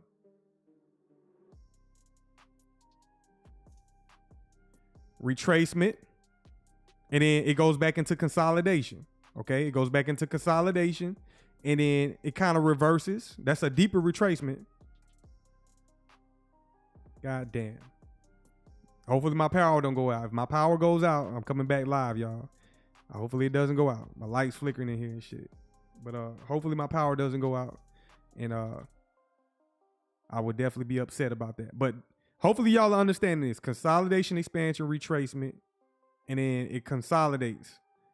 And then it retraces down again. And now it's just in the consolidation, really. It's really in the consolidation as you zoom out. So consolidation, expansion, and a reversal will be, okay, this is a market maker buy model. And then let me see if I can find a sell model. So for example, if I zoom out over here to the left, you can clearly see the expansion higher. This is a clean one as well. This is a very clean one. See where it trades down to this fair value gap right here on the hourly? That's an hourly fair value gap. It trades down into that and then boom, displacement, just like that. That's your indication, okay? And then inside of that displacement move, that's when you find your opportunity to get long if you're bullish. And there goes the first opportunity right there. Boom, right there. You see that? fair value gap. Now, this is another teaching lesson. I went over this a minute ago. So on the 6 month and 3 month time frame for XRP, this is right here is forming. This is forming. We had a 6 month fair value gap, and this is what I told y'all earlier about a breakaway gap. Y'all see that? So you might see a fair value gap form. You want to stay with it. So before we expand higher, you want to outline this fair value gap. You want to set your limit order. Cool. Now the following candle opens, and guess what? It doesn't trade down there to fill you in. Okay. You missed that move. That's going to happen. You're not going to be able to get in every price move. And that's considered a breakaway gap. And then on the next candle or the next fair value gap that forms, it finally offers you an opportunity. It doesn't need to refer back down to this level right here. Y'all see that? So it goes up. That's a breakaway gap. And then another one forms. And then it finally enters and then off to the races. Just like that. Expansion higher. A whole bunch of gains in your pocket. Just like that. And then price retraces. Okay. It retraces. It consolidates. And then it expands again. And then eventually it reverses. Okay. There's a pattern. High, low, higher, high. And then as it breaks down, you see that? That's a signature of reversal. As it breaks down, it takes out all this liquidity that they left behind. So everybody that chased price, most people didn't get in down here. You see that? Retail traders, they didn't get in price right here. They waited, and then they finally decided, okay, now is the time to enter. So what do? They finally chase it. They chase it. They chase it. They don't know what they're doing. Yeah, they might be in profit, but they're holding on. They're holding. After we sweep this high right here, that's buy side liquidity. Price starts to break down, and everybody that chased this, now they're starting to get liquidated just like that. That's the name of the game, just like that. Market maker buy model turns into a market maker sell model, okay? And there we go. Price starts to break down. Everybody over here to the left chased it, and now they're starting to get liquidated, and smart money is selling this back down to a higher time frame objective, just like that. And now, while everybody over here is trying to get bullish, and they're still trying to buy as this is happening, me and my team and my network, we going to be in here selling this while everybody over here is chasing this. And you know what's crazy? Let's see if I drag that out all the way to the right. Do you find it ironic, or do you fucking find it random?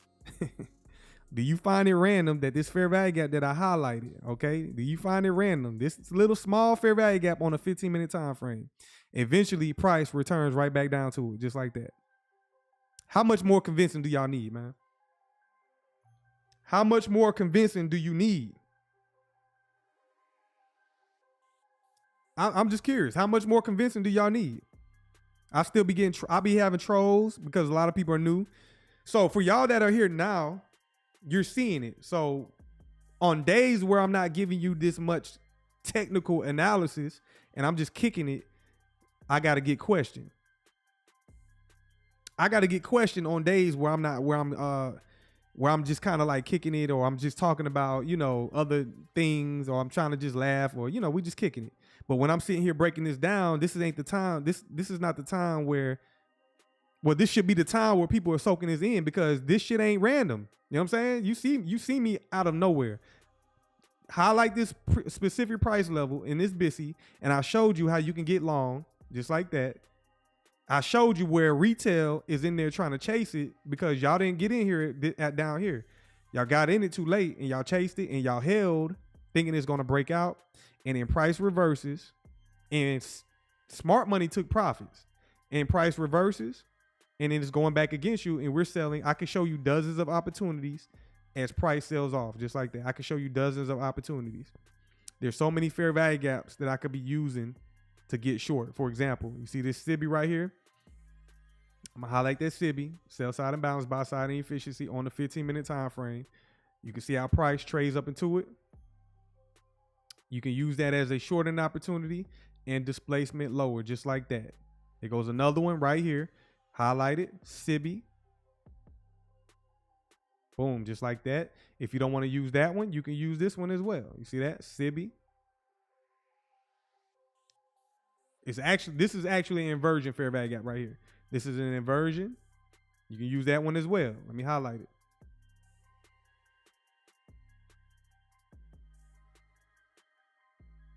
Just like that. So multiple things, confluences, so many ways to get in this market, so many ways to trade this market, okay?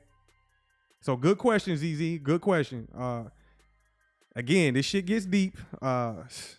This is high level mentorship right here. So definitely, if y'all want to learn this shit, click the link in the pin to the comment section. That's for the Patreon. Or you can leave a super chat if y'all feel generous for this information. You know what I'm saying? If y'all feeling generous for this information, because here I am sharing it. Again, I can go all day with this. This is 5 years experience showing you right now live price. Well, not live, but we're back testing. Yes, B-Rush. Almost. I'm not there yet. I'm not fully. I'm B-Rush. I'm not 100% downloaded yet. I'm still downloading. I'm about 65% downloaded. I'm still pushing. I'm gonna tell you, B-Rush. This is what. Okay, you see, I'm on a 15-minute time frame. This is what I'm still trying to get from a 15-minute time frame. Let's go down to a 1 minute time frame. Okay, every one of these candles takes 60 seconds, which I'm comfortable with this. But now let's go into the next level. From the 1 minute time frame, let's go down to a 15-second time frame. Every one of these candles take 15 seconds, and guess what? There goes a market maker buy model, just like I just showed y'all, and then there goes a market maker sell model, just like I just showed y'all. Okay, but you got to understand what the 1 minute is doing. You got to understand what the 15-minute is doing. You got to understand what the higher time frames are doing. And every 15 seconds, a new candle prints. Now we getting into a whole nother level. So for y'all in the Patreon, for example, let's just say I want to sell this market. Let's just say I put a contract on right here, which this isn't. Let's just say I take sell and let's put on like, I don't know, this shit. I never did this with XRP. Let's put on 50 and let's just see what it does. Okay. There was another one I just missed. So remember, every 15 seconds, we got a new candle that prints. Now, right now, it's kind of going slow. But there it goes right there. Y'all see that? Just like that. That's what I love right there. Liquidity. Okay? Just like that. Every 15 seconds. This is the level that y'all ain't ready for. You know what I'm saying? Y'all out there, y'all don't understand. For the people that doubt me and don't know what the hell was going on, it's levels to this shit. So, again, for y'all in the Patreon, imagine putting 50 contracts of this on right here and exiting right here at these lows right here. Y'all see that? It's reaching for liquidity. Old lows right here on the 15-second time frame. You can see where it's reaching for. You enter right there and get out right here. And let's say we use the CME contract for XRP. Let me see if I got that pulled up. 1 second. Let me see if I can pull that up right quick. Which is, I already know what it is. It's $5. 1 second. God damn. It's $5 per tick. Okay, it's $5 per tick. Let me pull it up on the CME. But as you can see, price reaching down for sell side liquidity.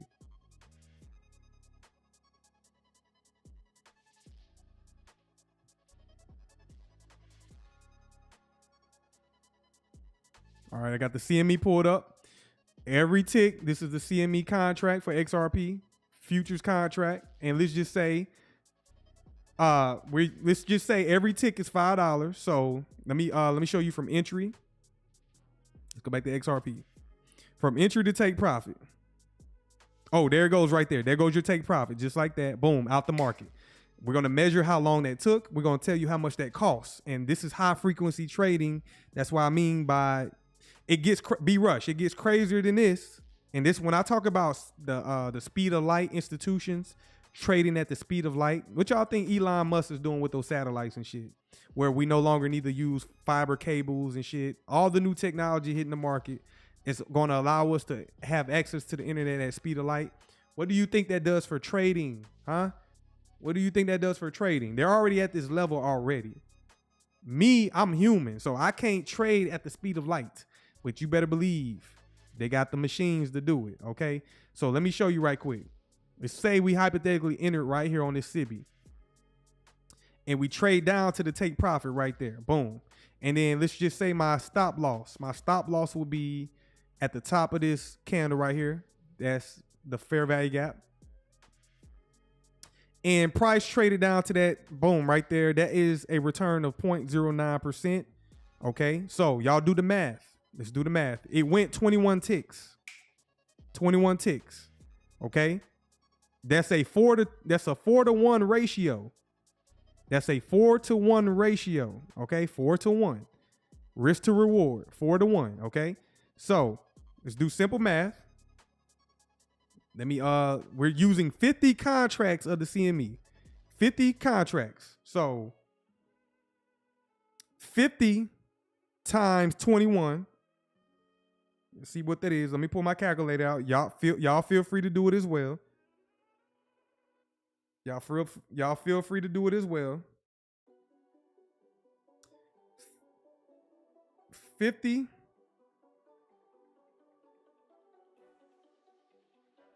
My bad. 5 times 21. I'm over here going crazy. 5 times 21. That's $105. Okay. Now let's multiply that by 50 because we're putting on 50 contracts. Y'all are right in the comments. That's $5,250. Just like that. Boom. Now, how long did that take? How long did that take? Now let's go up. Let's go show you how long that took. Let's take a ruler from entry. Let's say we enter on this candle right here. And let's just say we go down to take profit, which is that low right there. We're not concerned about it going any further until you get experience. But that trade essentially took 3 minutes and 45 seconds. Just like that. Just like that. Institutions. Just like that. 3 minutes and 45 seconds every time. Every time. Just like that. Just like that. Now we talking about they using more money, more capital. Just like that. 3 minutes and 45 seconds. $5,250. What could that do for y'all? And y'all saw me highlight it real time. For those who doubt that I don't, they kind of doubt this shit. But you see me highlight this real time. Now, I was late to it. I didn't put on the trade. But you see what I'm referring to if you was trading the contracts. No, ZZ. No. ZZ, this is too high risk. Okay? This is too high risk. And then the reason I won't give signals doing high frequency trading is because you don't have enough time. Like, you don't have enough time to, once I send the signal out, you're not going to have enough time to enter the trade. Like, by the time you try to enter it, it's going to move away. So no, I don't want to do that high frequency. We're not doing high frequency. But that's the level that this shit gets to, okay? That's the level. If you learn this skill set, every 15 seconds, there's an opportunity. There goes another SIBI right there. Boom, just like that. We're actually, where are we at on the higher time frame? See, I got lost on the higher time frame. I believe we're in the monthly fair value gap. Let's go out to the monthly. No, we're on 1 hour. Let's go down to the 1 hour. Okay, that's what I need to remove right there. So let me remove that. Let's clean this up. Because I'm about to say, where the hell am I at? And that's another reason I don't want to do that, because you can get lost. Again, I'm still human. My brain doesn't think. It doesn't click like these algorithms.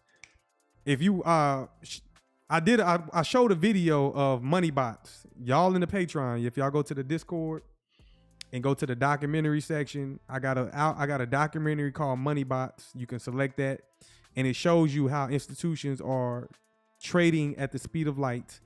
And again, at the end of the day, I'm only human. So it's clear as day during the London, the new Asia session right now. Price is rolling over just like that. So as price rolls over, let's go down to the 1 minute. Better know what that 1 minute is doing. On the 1 minute, you can see us trade up inside of this SIBI. Sell side imbalance, buy side inefficiency. Just like that. Trade up into it, and then price rolls over. Let's go down to the 15 second.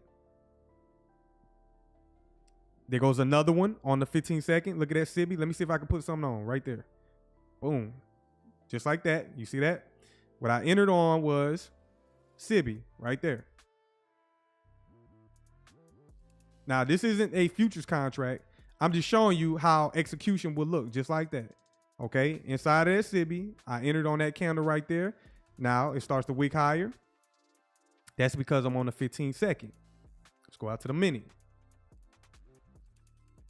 See that on the minute time frame? It's already, so let's say, for example, this is what I do. Let's just say I missed, let's say I really want to be in a trade, okay? Let's say I really want to be in a trade and I miss this SIBI and price starts to move away. What do you think I like to do? I like to go in there, drop below a minute time frame or whatever time frame I'm on. So if you entering on a 5 minute, let's say this was a 5 minute and you missed it. You want to drop down to a lower time frame to see if price presents you an opportunity. Okay. So that's what I just did. Go down to a 30-second. And as you can see, price rolls over just like that.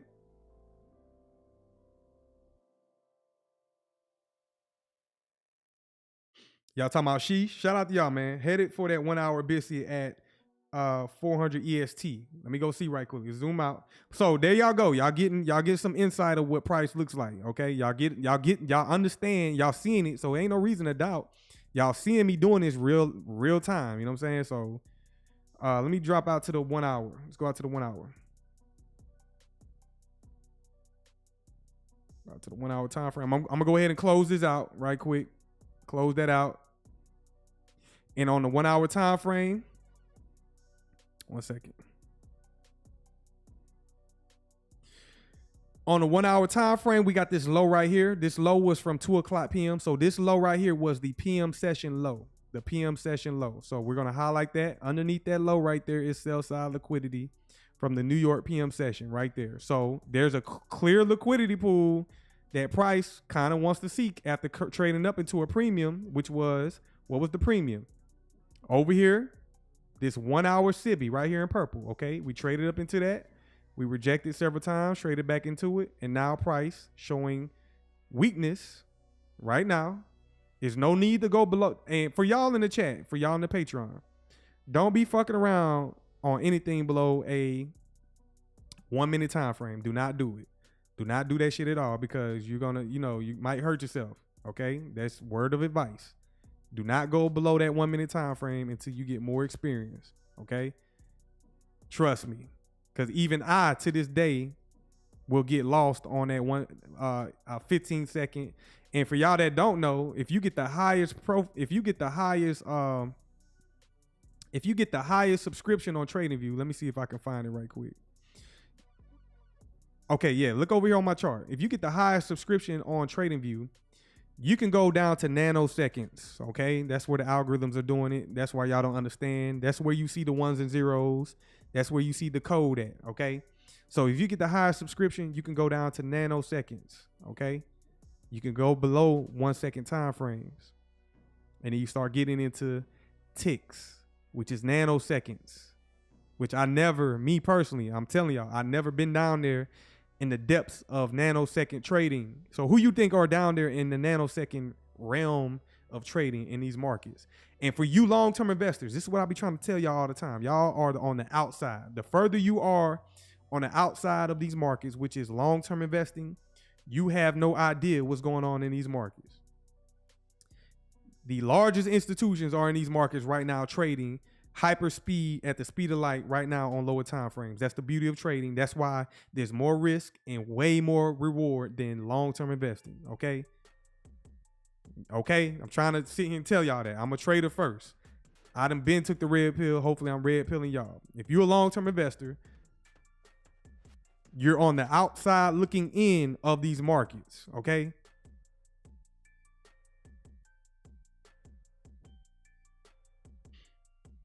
Lenny, yes, bots, machines, I agree. Shout out to y'all. Artificial intelligence is down to yes. That's what I'm saying. Like, you better believe, hell yeah. AI, hopefully I'm convincing y'all. AI is down there on these ticks. And like I said, and if y'all want a $15 discount on TradingView, y'all click the link in the description. I got a affiliate link for y'all to select if y'all want that discount for TradingView. And I also think it might be over. It's coming to an end.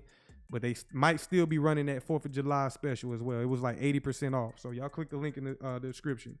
Yes, Aladdin, BlackRock. You know what I'm saying? Definitely AI. If y'all don't know, they want to keep y'all away. That's why they make it seem so technical and high sophisticated. They want to keep y'all away from this shit right here. They don't want y'all going down and actually learning this shit, because This is where all the money is. It's flowing through these markets. Just go look how much money flows through the NASDAQ, the S&P every day. Certain market. Look how much money is flowing through Bitcoin. It's not that it's the asset bringing its value. No, it's all the capital, all that equity coming in to trade it that's giving it its value. The same thing is going to happen with XRP. The same thing is going to happen. The same thing is happening to gold. The true value of gold, we know, is way more than what it is, but institutions are having fun trading it on leverage. Okay. Same with silver, same with oil. All markets are controlled by the derivatives. So hopefully that is enlightened to y'all. But as you can see, price selling off. We're going to eventually see it roll over. We're currently in a market maker sell model. And there goes the liquidity pool that I want to see price reach for right here that they left behind in the PM session. Okay, we're reaching down for that. All right. So we're going to come back and look at that here in a minute. XRP rolling over right now. We are in Asia. It's 9:16 p.m. Eastern Standard Time. So let's go ahead and move forward. What else I got for y'all? Let's go ahead and briefly walk through these other assets. For example, BTC. Let's go out to the higher time frame on BTC. I'm not going to give y'all an intraday. I'm not going to give y'all that in-depth analysis like I just did with XRP. That should be a blessing enough alone that I did that with XRP, and I'm showing y'all. It's up to you if you're going to take the information and actually use it. You know what I'm saying? It's going to be up to you. But BTC, look how close it is to its all-time high. Okay, it's breaking out. That's the breakout right there. Okay, that's the breakout. The all-time high is right there at $112,000. Price is currently at 108. We just began the month of June. Let's go down to the monthly. We just began the month of June. We have 24 days left to complete June, and within this monthly time frame, I'm expecting BTC to break out. Remember, 2 weeks. They're talking about his crypto week or whatnot. So it's all lining up together. Now, where does XRP? I think XRP and all that moves based on the regulations and all that, which we have coming up. You know what I'm saying? Once we get those regulations passed and approved, that's when we will start seeing price action in these other assets. Yes, July. Did I say June? My bad. I might have said June, but definitely July. Let's see right quick. For Bitcoin, we recently traded down inside of this right here. Y'all tell me in the chat, what is that? That's on a monthly time frame. Let's go ahead and highlight it. Again, every market repeating the same functions. It's not random at all. It's algorithmic. Yes, it's a BTC, buy side imbalance, sell side inefficiency. Y'all see how it trade down inside of that? Now, this is what I'm talking about with Zebec, okay? Y'all think it's random, but no. Let's go look at Zebec one time. Let's go look at Zebec. Same thing. You see how price trades down into that? Now, you got to pretty much be patient. If you're a long-term investor, you're not seeing this right now price action. You got to be patient that you pulled the trigger. Now you have committed yourself in long-term investing this, okay? So you're inside of this, holding the market. Us as traders, we're not willing to hold nothing longer than 24 hours, okay? We in and out. And then if you want to be high-frequency trading, you can clearly see you in and out in seconds and minutes, okay? But if you're a long-term investor, you got to be content where you putting your money. And then don't be frustrated because shit ain't happening overnight, okay? So Zebec trading down inside of this BTC. Now let's look at Bitcoin. Bitcoin already did it in a previous move. It trades down into this BTC. It takes 1 to 3 months hanging out inside of this, okay? It took 3 months hanging out inside of this fair value gap, and then it finally moves higher, breaking out previous all-time high. Now it ranges. Now you don't want to ignore this right here. There's another BTC, but I'm not going to highlight it. There's one right there, but it's reaching for liquidity. Okay, liquidity comes first. I always want to see price. I always want to see price reach for that liquidity, sweep it, take it out. So that's Bitcoin. 24 days left on the month. Let's go down to the weekly. We just began the week of trading. Y'all in the chat, what's your weekly buys for Bitcoin? Do you want to see at minimum? At minimum, we're not talking about the full potential, but at minimum, do we want to see it come up and take out previous week's high? Or do we want to see it roll over, come down and take out previous week's low? That's an easy question that you can ask yourself every week. Start on the weekly time frame at the beginning of the week and ask yourself, based on order flow, right here, you see that weekly fair value gap? I'm gonna highlight it. That's a weekly BTC right there. Same concept, just on the lower time frame. We trade down inside of this fair value gap. They offer smart money accumulation, because when it traded down into this fair value gap, it went down to 98,000. So traders that want to be swing traders, not long-term investors, on the weekly time frame, we look to be swing trading. We don't look to long-term invest. So for example, if you were a swing trader, it trades down into this fair value gap, and then you're essentially holding your position for 1, 2, and you're continuing to hold it until we get up to this all-time high right there. That's your objective.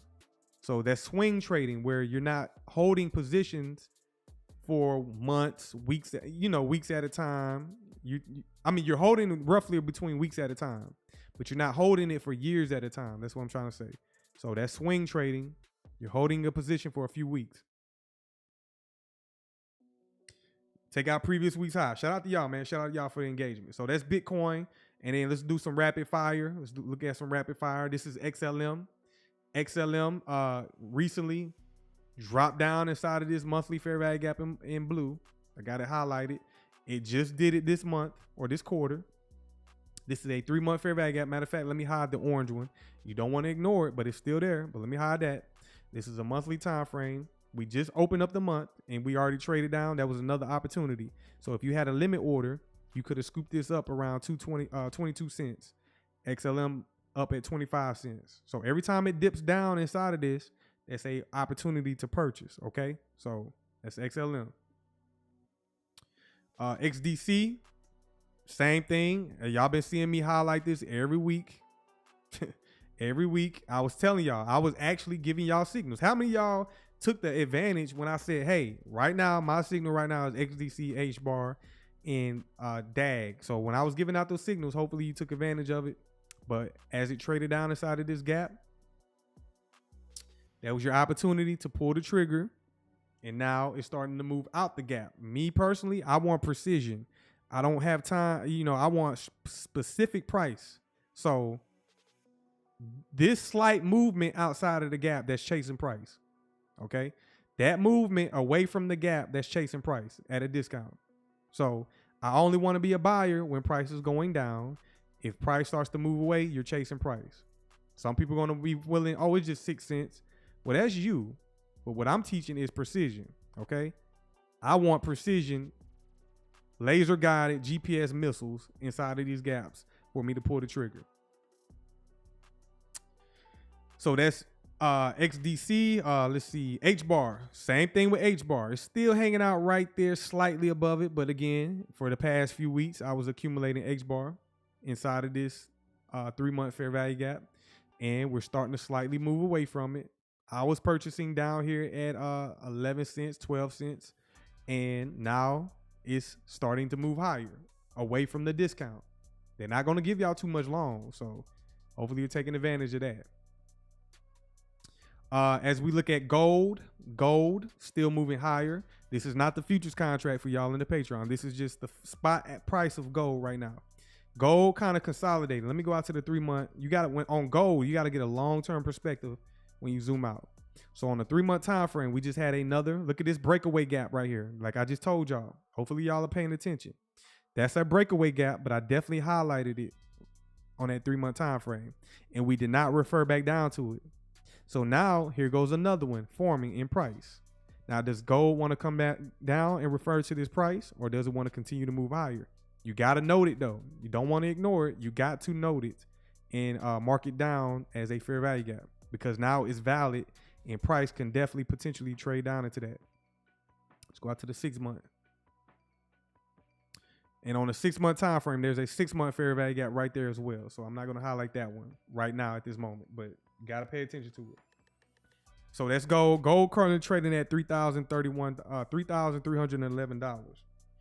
It's an illusion. You said XLM about to destroy retail when the outperforming XRP short term.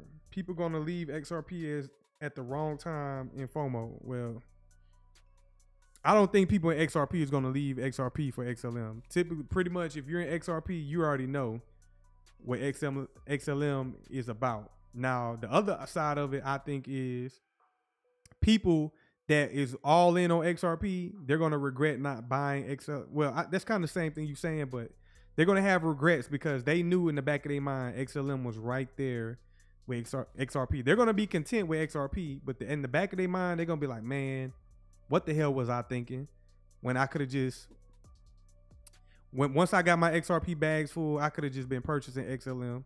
They're going to be content with XRP, but they definitely going to regret not buying any XLM neither. That's my honest opinion. Let me see what else. That's gold. I'm just skimming through the different asset classes. We got silver. Man, silver about to break all-time high, man. Silver is on its way. Shout out to y'all that was purchasing silver. Silver currently trading at $36. The previous all-time high for silver is $49. So once we trade up to that, it's definitely going to go to $50 and above. Again, I was accumulating back here inside of this fair value gap back in 2021 years. Okay, so now it's been a long time coming. So silver is real money. Okay. Tangible money, and it's a store of value as well. So it definitely beats sitting in dollars if you can accumulate some silver. So shout out to y'all that own silver. Let's go check at XRP again. XRP just ranging, just chopping around a little bit. Let's go out to the let's go out to the 5 minute. Yep, on the 5 minute. That's why you want to zoom out. You don't want to be too zoomed in because you definitely gotta know what the higher time frame is doing. We retrace back inside of this 1 hour SIBI. You can see price trade up into it and reject it. Now let's see if it wants to roll over. But it's gonna take time. It's not gonna be like that high frequency trading shit. Okay, it's not gonna be like that. It's gonna take 5 minutes. Every one of these candles take 5 minutes. So high frequency trading is another level that most people in here aren't even ready for. Okay. Let me see what else. I definitely appreciate y'all joining on this Sunday afternoon, Sunday evening. Appreciate y'all time. Definitely appreciate y'all time. Say peep NQ for a quick second. Let's go check out NQ. Shout out to y'all. This is NQ. So remember early in the live stream when I told y'all about the new week opening gaps? So let me show y'all right quick. Let me see right quick. And just like that. There we go. So what did I tell y'all earlier? You want to note the closing price from Friday, okay? You want to note the closing price from Friday. All right, B Rush, hanging in there, man. Hang in there. See you next time. I'll see you in the Discord, B Rush. Shout out to you. For real. But you want to take the closing price from Friday. That's the closing price. And then what did I tell y'all earlier? Price was going to gap open, and that's exactly what happened. Price gapped open, boom, just like that. You don't know, and this is another thing for y'all that are brand new to this. You don't know where price is going to gap open on Sunday. You don't know where it's going to gap open. That's another reason why you don't trade on Sundays, okay? Another reason why you don't trade on Sundays. So this is NQ. This goes for the micro and the mini, so they're pretty much identical. You want to highlight the opening price. I'm going to calibrate it. So the opening price was $22,968.50. $22,968.50, boom, just like that. And then you want to find the midway point, and I'm going to show you something. Do you think it's random? Do you think it's random? Because I don't think it's random. How price gaps open and then trades back down inside of the new week opening gap. That's not random at all. This repeats every week, every day, and it doesn't stop.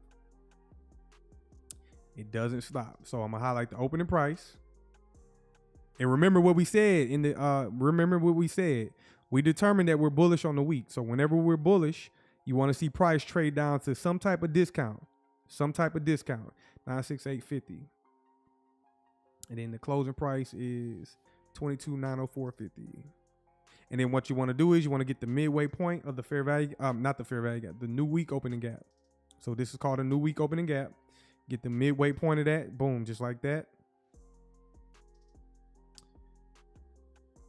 And 936.50. Let me calibrate that.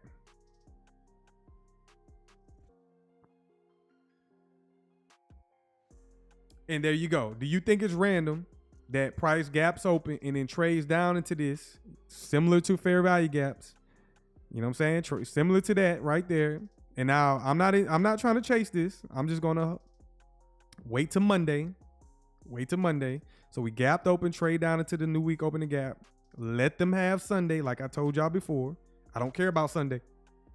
We're gonna wait for Monday, and we're gonna wait because we don't have no economic news. We're gonna see what we do overnight. I'm gonna be up early at the market at 7 a.m. Eastern Standard Time. So 7 a.m. Eastern Standard Time. That's pre-market. And when I get up around this time, I'm gonna be looking at what happened overnight, and then we're gonna go from there. That's where I'm gonna go from there. Okay, I'm already set and loaded. You can see my target above the market.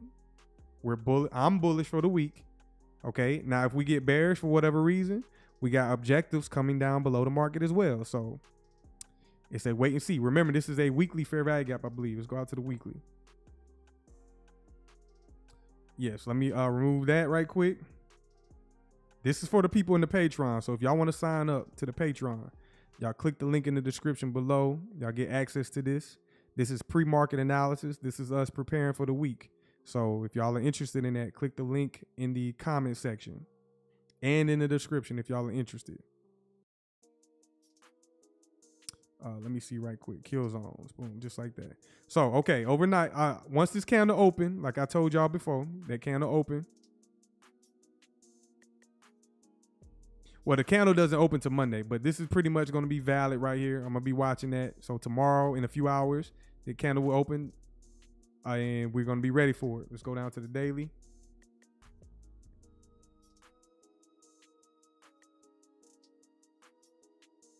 One second.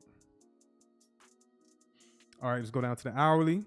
And we're just ranging sideways for right now. We already got, look, so far in the opening, we came up and took out this high from Friday. That was Friday's high. So as soon as the market opened, it gapped open, it wicked a little bit low, and then boom, took out this high right there, buy side liquidity, and then it rolled over back inside of the new week opening gap, just like that. So now we're just sideways trading.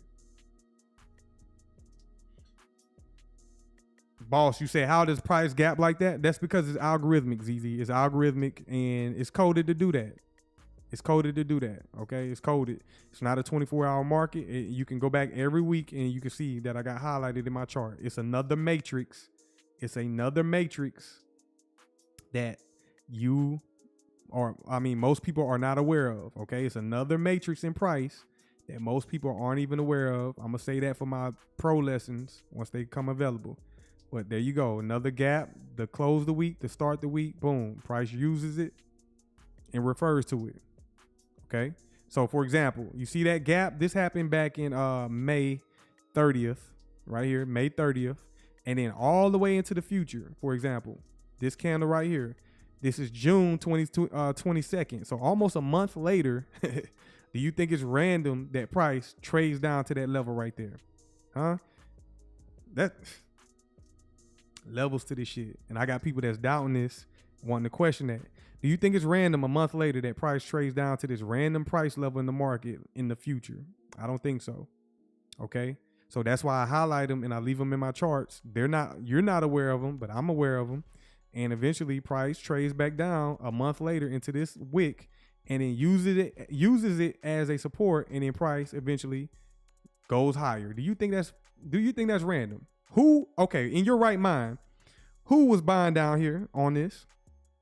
Who the hell had a limit order inside of this right here and grabbed it and it triggered? Let's just say at the top of that right there, the top of that, boom, just like that. And then as you zoom out, look how price goes parabolic, just like that. Huh? Is that random or not? Y'all tell me in the chat, is that random or not? That's what I thought, man. That's what I thought. I don't think it's random at all. Shout out to y'all, though. Let me see. Somebody said ADA. You want to look at ADA? Let me go check it out right quick.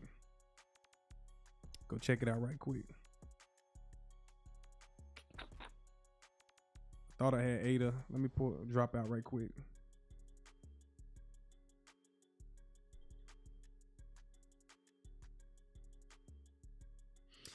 Derek, you said BlackRock had orders there. I'm sure they did, but I'm thinking higher. There's entities bigger, larger than BlackRock, in my honest opinion.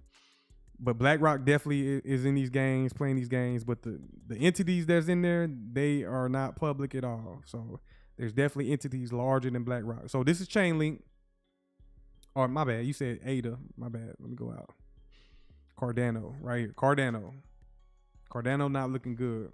But right now, Cardano is hanging out inside of a monthly fair value gap. It's currently trading at 58 cents. Let me go ahead and highlight this BTC. Y'all should be able to identify that easily. It's a large one. And again, same repeating functions in all markets. I don't give a damn what market you call out. These things are going to repeat every time, over and over again. Barton K, you said you got it at 54 cents, and it's currently at 58 cents. So shout out to you. ADA is one of them ones as well. It's one of them ones. So it's definitely inside of a discount, hanging out inside of this BTC right here. And if you was looking to purchase, if I was looking to purchase, I would be purchasing it right now in this moment. Okay, and it's also trading inside of this candle right here. Y'all tell me in the chat, what is that right there? That down close candle right there. It's also trading inside of that as well. Opening price. Drag it out to the right. Drag it out to the right. And then the midway point of the fair value, the order block. You want to note the midway point. So I'm going to show you here in a second. Once I drop this, the midway point. Boom, just like that. Midway point of that order block. And you tell me if that's random or not. How we use the opening price, the midway point, which is the mean threshold of the order block, mean threshold, and price trades down, and it offers you a deeper discount as it trades down to the midway point. 1, 2, now consolidating, and at some point we're waiting for institutional sponsorship or displacement to either push it higher or lower. Okay, so that's what's going on right now. And then as we zoom out to the 3-month, it's also hanging out inside of this BTC right here. So we got a large BTC on the 3-month time frame for ADA or Cardano. So there you go. Multiple confluences, just like that.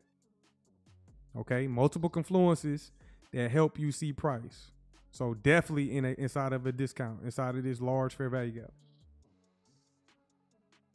Okay. Shout out to my new subscribers, man. Appreciate y'all joining. Y'all make sure y'all hit that like button for me. Subscribe to the channel. Let me see right quick where I want to bring y'all next. We got some news. I want to watch this video with Brad Garlinghouse and Ripple. But before I do that, I might want to talk about some stocks right quick. 1 second.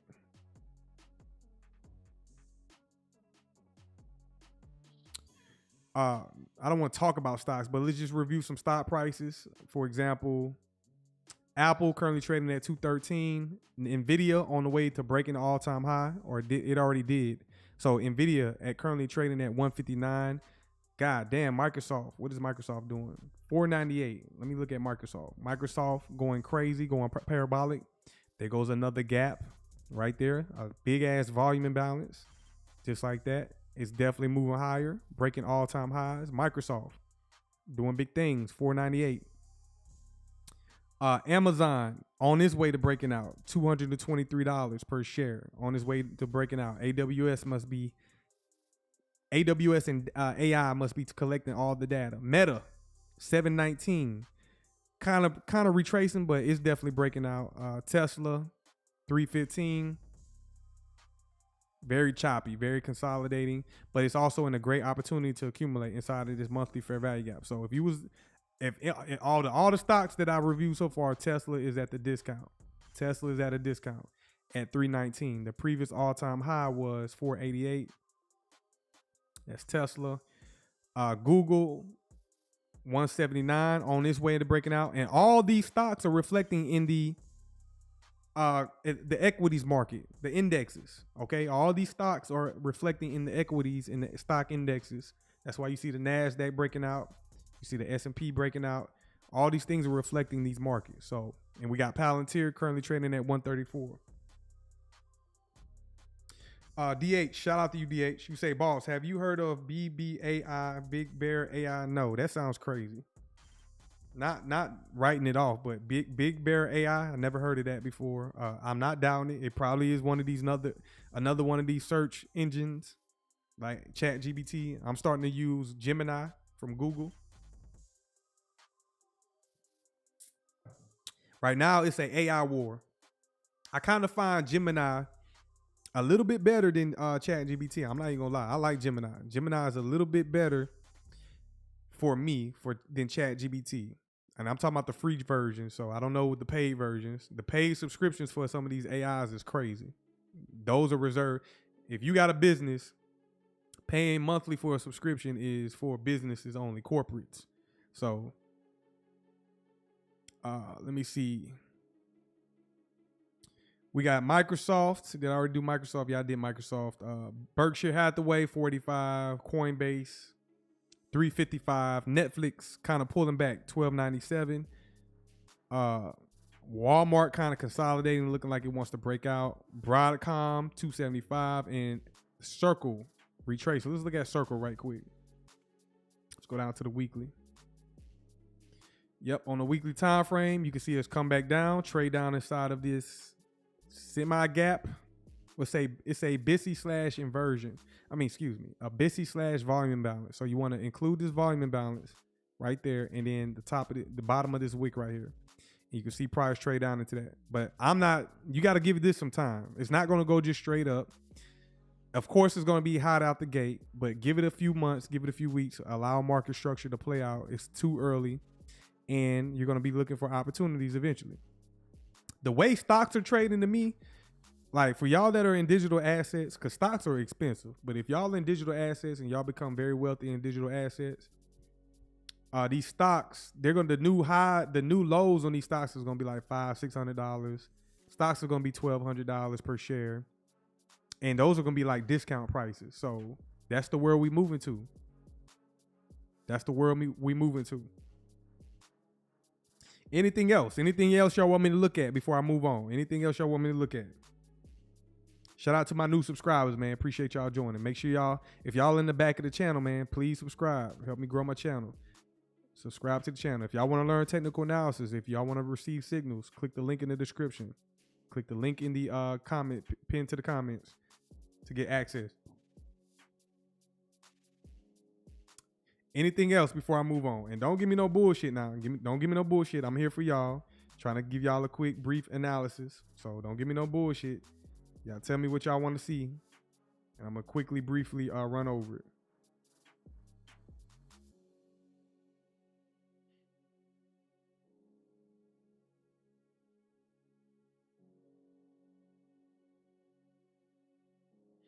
Appreciate it, Doze Frozier. Appreciate it. And don't be, y'all that are brand new, feel free to come in the comment section and kick it. You know what I'm saying? Y'all could come in and engage.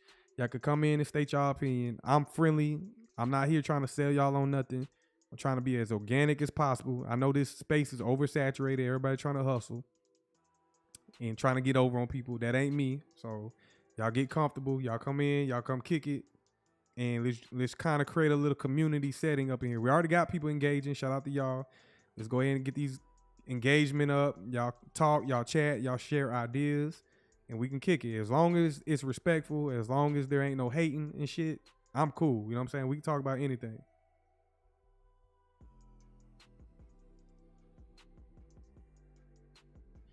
You said, Barton K, you said, need help to get a walkthrough on the Discord so I can sign up to your new services. Already paying for the $40 a month. Barton K, what you talking about? Barton K, need help to get a walkthrough on the Discord so I can sign up to your new services.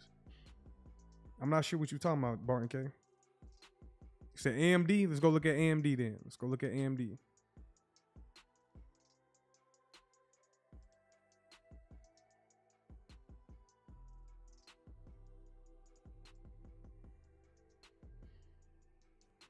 Advanced micro devices. I'm gonna have to look into this. Let's go out to the long-term time frames. Go out to a 3-month.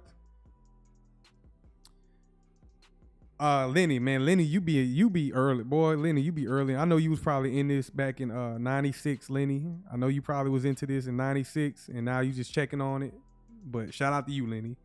But right now, to me, it's at a premium. It's at a premium, so it's not at a discount. If we zoom out to the 3-month time frame, back in 2022, it traded down to this BTC, buy side imbalance, sell side inefficiency. That is a fair value gap. If you don't know, that's an opportunity to accumulate. And we traded down into that. And when it went down there, it went down to a price of about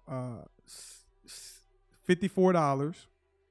Okay, you could accumulate at $54, $64, etc. And now the all-time high was $227. So it's leaving a discount. Let me further zoom out a little bit more. Let's go out to the 6-month. Even on the 6-month time frame, that 3-month fair value gap is also a 6-month fair value gap as well. So 6-month fair value gap. And what it's been doing is it's been chopping around. I would not be trying to jump in there because it's at a premium. Like I said, you got to wait for some type of opportunity. So if we drop again, we're gonna lose. We're gonna use this wick right here on the 6-month time frame. That's a ghost pool. That's a discount ghost pool. So we can use that right there for a reference. Price can trade down into that. And if you wanted to accumulate at a discount, that would be the price levels that I would be watching for. Okay. But in the meantime, this could definitely be heading back up higher, reaching for the all-time high. So that's AMD. Shout out to you. I'm gonna have to check this out. Matter of fact, I need to replace that with something. I need to replace that AMD. Anything else, y'all? Anything else y'all want me to review before I switch gears and go to some Brad Garlinghouse media at Apex? Anything else? And then after that, I'm gonna let y'all go because we gotta get ready for the day tomorrow.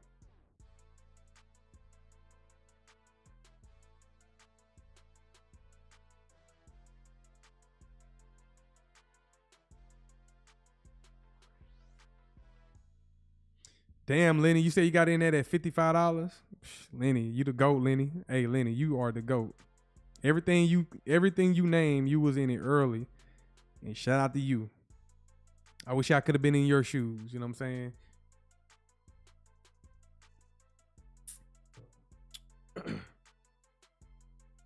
D Frozer, you said, how did you learn how to trade? Just by books or trading experience or just academy stuff? So again, I did this earlier. We had somebody, I did a live stream earlier. I had somebody come into my live stream and it was like, oh, I know what you trade. You trade this guy named Ace ICT. So let me come over to YouTube. Okay, let's go to ICT. His name is ICT, Inner Circle Trader. ICT, Inner Circle Trader. Now, very comprehensive. Oh, wait. ICT. Okay, right here. This is a YouTube channel. This is my mentor, y'all. This is my mentor. I had private mentorship. So now he doesn't do private mentorship. He is now public. So he no longer does private mentorship. He's public on YouTube. Now he's not as active like he once was, but now he's public. And as you can see, I don't even know where to begin. So my journey is, do I got to tell my story? My journey into trading, long story short, I was already kind of doing entrepreneur stuff like selling electronics, PlayStations, Xboxes on Amazon, selling things online. So that's why I had some entrepreneur goals that I wanted to do. And that took a lot of overhead. That took a lot of overhead because you're paying for like storage fees, etc. Amazon was running off with some money. They were collecting fees, etc. So I quickly figured out, okay, that business, it was cool at one point, but now it's kind of a headache. So I just randomly went on Amazon. Now I had experience in crypto back in 2016, 2017. So I was in crypto 2016, 17. I knew nothing about technical analysis. Okay. I knew nothing about technical analysis. So I was just randomly buying Bitcoin, Ethereum. I used to see XRP, but I didn't do the deep dive. I was in there in the IPO phase where you was reading white papers.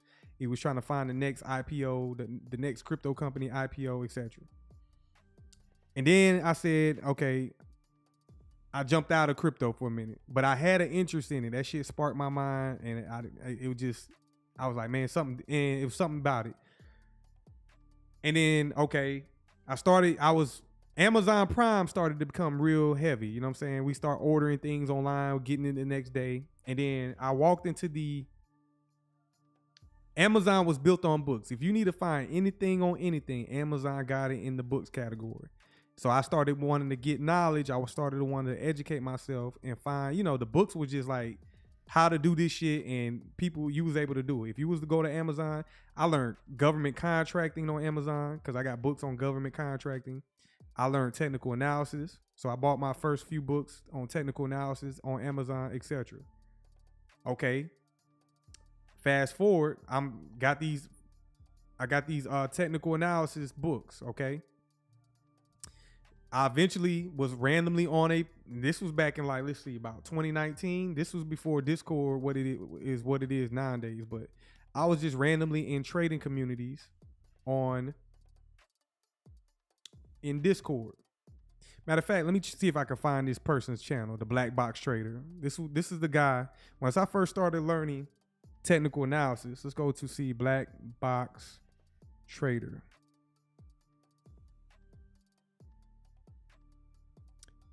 Now, I don't know. Yeah, this is his channel right here. So, Black Box Trading. This was my first YouTube channel that I started watching with trading, technical analysis. How long has he been around? This guy has been around since about 2017. So, right around 2019, that's when I came into wanting to like do this. Like I said, okay, yes. And he used to do live streams. See, as you can see, 2 years ago. So that's how long it's been since he stopped. He ain't really active no more. But as you can see, he used to set up. He got this trading desk. You can see all his monitors, etc. And what he did was he created a tool, a algorithmic tool. And now this is all my introduction to this. Now I had a few books that just told me about trading. But going to YouTube, it opened up even more. YouTube University, just like some of y'all are here right now, YouTube University. So I went to this guy's channel and he was showing algorithmic trading. He designed a bot that kind of like signals to you when to get in the market every day at the same time. And he was using it like crazy. He had a nice little following, etc. And then inside of that community, now he had a Discord, okay? He had a Discord. I was inside of that Discord. Inside of that community, they had this one individual that was blowing everything out the water, even blowing this shit out the water. Like, it was just killing it, okay? And people was just like mind blown, like what, kind of like how y'all watch me right now. Same shit. Same shit. Y'all watch me now. Y'all seeing these concepts. Y'all like, what the hell? People was like, how the hell are you calling the market just like that? And instantly I knew, man, whatever this dude doing, I need to learn this. And that dude, he had a private chat, and it was only like a few of us in there, probably about 10 people. And he was like, where the hell, where do you start? And the same way I'm telling y'all where I got my start is the same way he told me how he got his start. ICT Inner Circle Trader, okay, on YouTube. Now at this time, ICT Inner Circle Trader on YouTube, he was not on YouTube. Like he only had a few videos on YouTube. So this is his channel. He had let's go to his playlist. He had a few videos on YouTube. And I remember this row, it was no top row. So ignore the row up here. It was just this bottom row down here, okay? It was just this bottom row. And the only way he would communicate to people was in his community posts. So for example, his posts, he did not talk to anybody. He just communicated through his posts. And at the same time that I found him, I went to his community post and he said, I'm doing my last mentorship. He's doing his last mentorship. And you better believe I jumped all on that. I jumped all the way on that. He announced the date. So he gave us about 5 to 6 months in advance, letting us know if you're interested in signing up for this, email this website. And that's exactly what the hell I did. And I every day before he started going live with that mentorship, he went live with it February 2020, something like that. February 2020, that's when he went live with that mentorship. Okay. So I waited for months, and through the months, I was just studying this shit down here. I was studying all this down here at the bottom, as y'all can see. I was just studying all of this down here and actually applying it. Okay. And these videos are old. Like, these videos are so old. You would think this is like, you would think this shit was in the 90s. That's how old it was. Okay. And it was just 2017 time frame. But over time, he got better with his videos as he grew. So I got into mentorship, and the rest was history. You know what I'm saying? I dedicated myself for, like, he told us, like, don't trade with live funds for like a year. And that's exactly what I did. 1 year turned into 2 years because, again, you working a job, you staying busy, etc. So that's how I got my start into trading. That's to sum it up. That's how I got my start into trading. So there you go. ICT Inner Circle Trader. Now, if you was to come to this channel today, where do you start? Okay. He has over 755 videos, and it's not structured, to be honest. It's not structured. So if you was to come over here and try to pick up some of the concepts, you got good luck with digging through all this. Okay. But me, I walk through every step of this. I walk through every step of the way to learn this. As he released it, I walked through every step of it. So good. I'm not ashamed to hide that. That's my mentor right there. And I tell y'all in the chat, you have to have a mentor to learn this shit at a high level. You have to have somebody teach you, okay? You got to have somebody that's going to teach you. You can get all this shit that I'm doing is not in any books. What's up, Crypto B-Boy? Shout out to you. Shout out to you. You need somebody to teach you how to do this. There's no books on what I'm explaining. There's no books on ICT at all. There might be people out there trying to imitate him. He does not have any books, no materials. ICT has a background in coding, okay? He has before he got into trading, he wanted to do coding and programming. So, look, as you can see, look at the top, the Inner Circle Trader, the engineer and the creator of smart money concepts. That right there alone should be telling you enough. If you in programming, or if you're in IT or software engineering, when somebody says they're the engineer and creator of something, there you go, okay? The engineer and the creator. I never said I was the creator of this shit. I'm the one to tell y'all I put in the work and I put in the time, okay? That's why I'm so proficient, and I can tell y'all right now how this shit goes. Because I put in the time, and now here I am popping out on YouTube, okay? So you're going to eventually, ICT isn't going to be around forever. His material might be around forever, but he's getting older. He's mid-50s, okay? He's late to mid-50s, so he's getting older, and he's not going to be out here as active as he once was. He has health conditions. He was in a bad motorcycle accident, etc. So he's limited on what he can do. So eventually, this information, the people that trained under him and learned from him, that information is going to be passed down, and some people are going to take it and run with it and graduate to the levels that you never seen before. And then there's some people that are using this shit to scam other people. So there you go. I hate to be long-winded. Shout out to y'all just joining. As far as XRP, y'all want to hear my XRP story? The same time, this is all of this shit is happening at the same time. Remember I told you I was in crypto back in 2016, 2017. Man, if I would have just, I'll be, but I didn't, it wasn't my time. I actually knew about Bitcoin in 2010. I knew about Bitcoin in 2010, but that wasn't my time. Like, somebody tell you about this digital currency, you're not going to move on that at first. You're not going to move on that shit. Then eventually back in 2016, as we see Bitcoin rise from $1, $5, $100, as we see the rise from $100 to $1,000, you start to be like, man, I remember that shit was at $1. So here we are. Let me come back to XRP right quick. So here we are.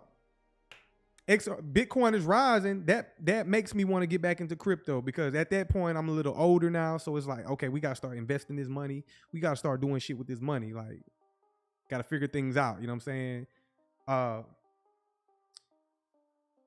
During that time, as I was in crypto, buying just like Bitcoin Cash, who remembers Power Ledger, Electronium? Y'all remember those classics? Bitcoin Cash, Electronium, Power Ledger, Bitcoin, Ethereum, Litecoin. Who remembers all those? You know what I'm saying? Litecoin was my shit. Litecoin to me was XRP. I ain't gonna lie. Litecoin to me at that time was XRP, even though XRP was already around. You couldn't tell me like Litecoin wasn't silver to Bitcoin's gold. You cannot tell me that, okay? You cannot tell me that. So, at the same time, I'm running a Amazon business. So this is where I figure out what Swift is. At the same time, I am selling things on Amazon. So the first time I kind of learned what Swift was I had a supplier. I had a supplier that I was buying Xboxes from. And that supplier was like, yeah, man, this is your total. This is the total for the Xboxes. Now I need you to send over me a Swift. Okay, I need you to send a Swift. I'm like, what the hell is Swift? And he explains to me what Swift is. It's through the bank and whatnot. You got to call your bank. You got to give them your address, and it's going to take time to process. And this process took several days. Okay, this process took like 3 to 4 days. And I'm so eager because I'm ready to get my products on Amazon so I can start selling my products so I can start making money. So this process was holding me up from making money. Okay. So that's when I first learned about Swift. Okay, so Amazon didn't really work out like I wanted to do. It worked out. I made money, but it was kind of like break even. So I was like, man, the hell with that. And at that time, that's when I started learning new skill sets, technical analysis. And at the same time, as I'm learning ICT, as I'm learning actually how to trade, I said, okay, how does this work in crypto? Because I started in Forex. I started my journey in Forex.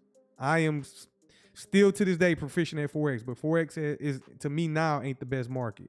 Okay, so I started in Forex, so that's dealing with foreign exchange, currency, transactions, all that, etc. So I'm getting familiar with that. Like, damn, okay. And then eventually I said, hey, now that I know charts, I can pull up a chart with Bitcoin. I can pull up other charts. So okay, I started looking at crypto using technical analysis. And then eventually, I go to YouTube and I said, man, I need to get back into crypto. I go to YouTube and then I looked at XRP. I forgot. I looked at XRP and I said, why the hell? I remember XRP. And I said, why the hell is this shit still at 20 cents? Why the hell is this shit still down? Why isn't XRP is one of the oldest cryptos? Why is this shit, and it's in the top 3 cryptos? Why isn't this shit still, why isn't it higher than what it is right now? So then I go to YouTube and I see all the money, banks working with institutions, Swift. That's the first thing that caught me. Ripple trying to replace Swift. I said, I know what Swift is. That's dealing with the banks. That's dealing with moving money. Okay, etc. And then, okay. One second, let me backtrack. Ripple dealing with Swift, trying to replace Swift. I recently was doing Swift transactions, buying products for Amazon. And then I go into it a little deeper, and that's when I start understanding, okay, transactions per second. Okay, Swift takes weeks, sometimes days. Larger transactions on Swift takes weeks. Retail transactions kind of take days or whatnot. So I said, okay, this is definitely a big use case. I understand that. Now, at that time, I didn't understand how much money is flowing through Swift, okay? I didn't really realize it.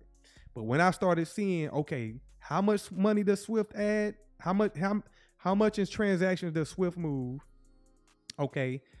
And how long does it settle? It takes a while to settle. And then also, how long does XRP take? Seconds. So when you start buying XRP, you start seeing it real time. When you moving from an exchange to a cold wallet. I'm like, damn, that shit is fast. That shit is fast. It'll just blow your mind. Like, that shit is fast. I can send myself money in seconds. Okay. So eventually, I was convinced right then, booming right then and there. Trying to replace banks. We understand that's $1 trillion market. And then you start learning more over time. So that's how I got into XRP. So that's a quick backdrop on my little journey between trading and crypto. So hopefully y'all find that interesting. Hopefully y'all found that interesting. If y'all just joined, man, smash that like button, subscribe to the channel. Let's go ahead and end it with this. I want to come over here to the news section. Let's pull this up and let's ride out with this. Appreciate y'all joining. Y'all subscribe. If y'all want that link in the description, y'all hit that like button. But I'm going to close it out. Let's listen to Brad Garlinghouse and what's her name? The lady from Ripple. We're going to find out here in a minute, but let's close it out from this. This is from Apex, from meme coins to from memes to markets, institutions embrace crypto with Ripple and Brad Garlinghouse. So let's go ahead and play this. This was from Apex. And if y'all want to go watch all these videos, they are on Ripple's channel. So let me go ahead and pull this up.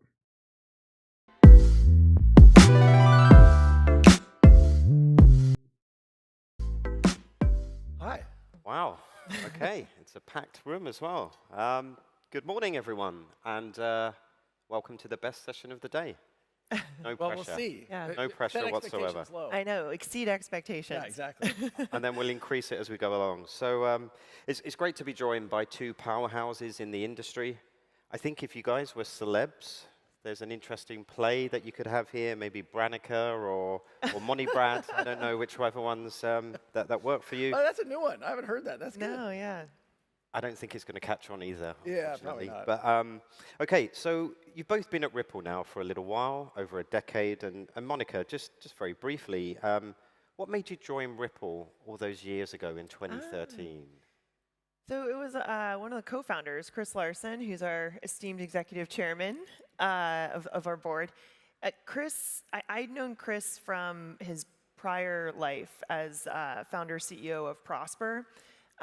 Chris is a serial fintech entrepreneur. He founded eLoan in the 90s and then Prosper in the early noughts, and then Ripple. And he is one of those people, I think you can attest, like he's a real visionary. He sees, like, you know, in decades far out timelines of where the world is headed. I just remember at that time, I was catching up with him in the summer of 2013, and he was just so excited. He was like on fire about the digital gold revolution with Bitcoin, and so excited about XRP Ledger being this whole new payment system for the world. And that was what he was talking about, Internet of Value, things that the whole industry has talked about now, but he was talking about that way back then. So it was really, he inspired me to join. Fantastic. And for you, 2 years, a few years afterwards, you joined? Yeah, I joined because Monica was there. Not true. Exactly. Look, it's kind of a funny story. I had been introduced to Bitcoin in 2012, and I invested a little bit in Bitcoin, but I always had this, and this is not an anti-Bitcoin statement. I'm pro-Bitcoin. I'm nervous every time I say anything that people are going to be like, oh, Brad's anti-Bitcoin. I'm not. But I remember thinking like that maybe the Achilles heel to Bitcoin might end up being this very anti-bank, anti-government. And I still, to this day, kind of, like, we're not going to have a completely separate parallel system. There's going to be lots of bridges between traditional finance and what we now call decentralized finance. And when I was recruited, and I got a recruiting call about Ripple, and I remember the recruiter called, and he's like, have you heard of Ripple? I lied, and I said yes. And I was like, but remind me what they do.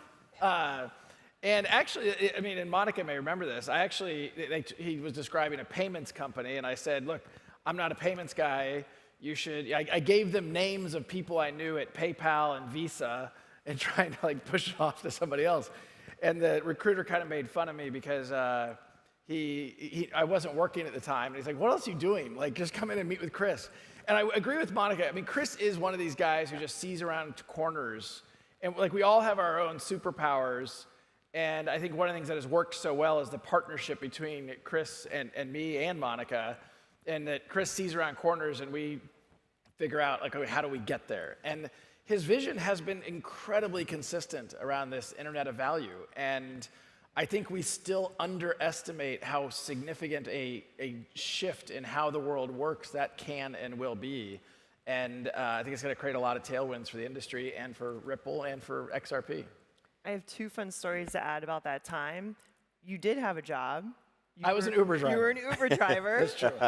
He was testing some markets with his other friends, potentially bored. and exploring entrepreneurial opportunities. I remember that distinctly. And then two, Ashish Birla, who was our head of product for a very long time, GM of RippleNet, but he and I both were really excited to meet Brad and hopeful that he would come on board to Ripple.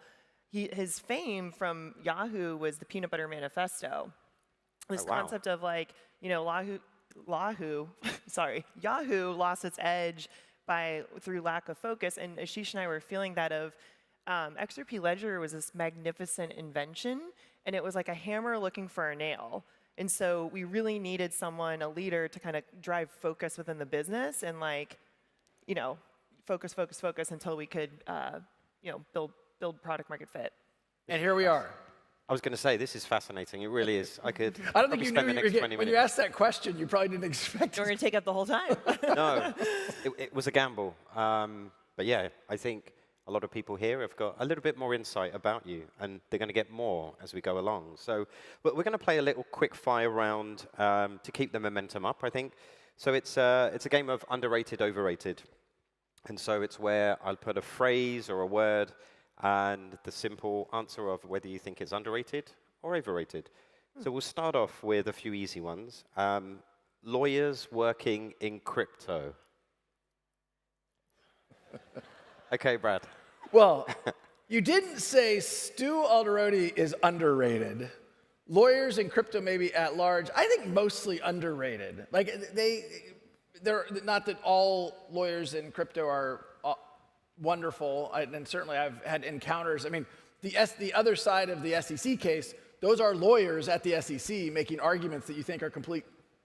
You know, I don't think they were good actors. And as the judge said, they were not following a faithful allegiance to the law. So those lawyers, I think, are overrated. Okay, okay.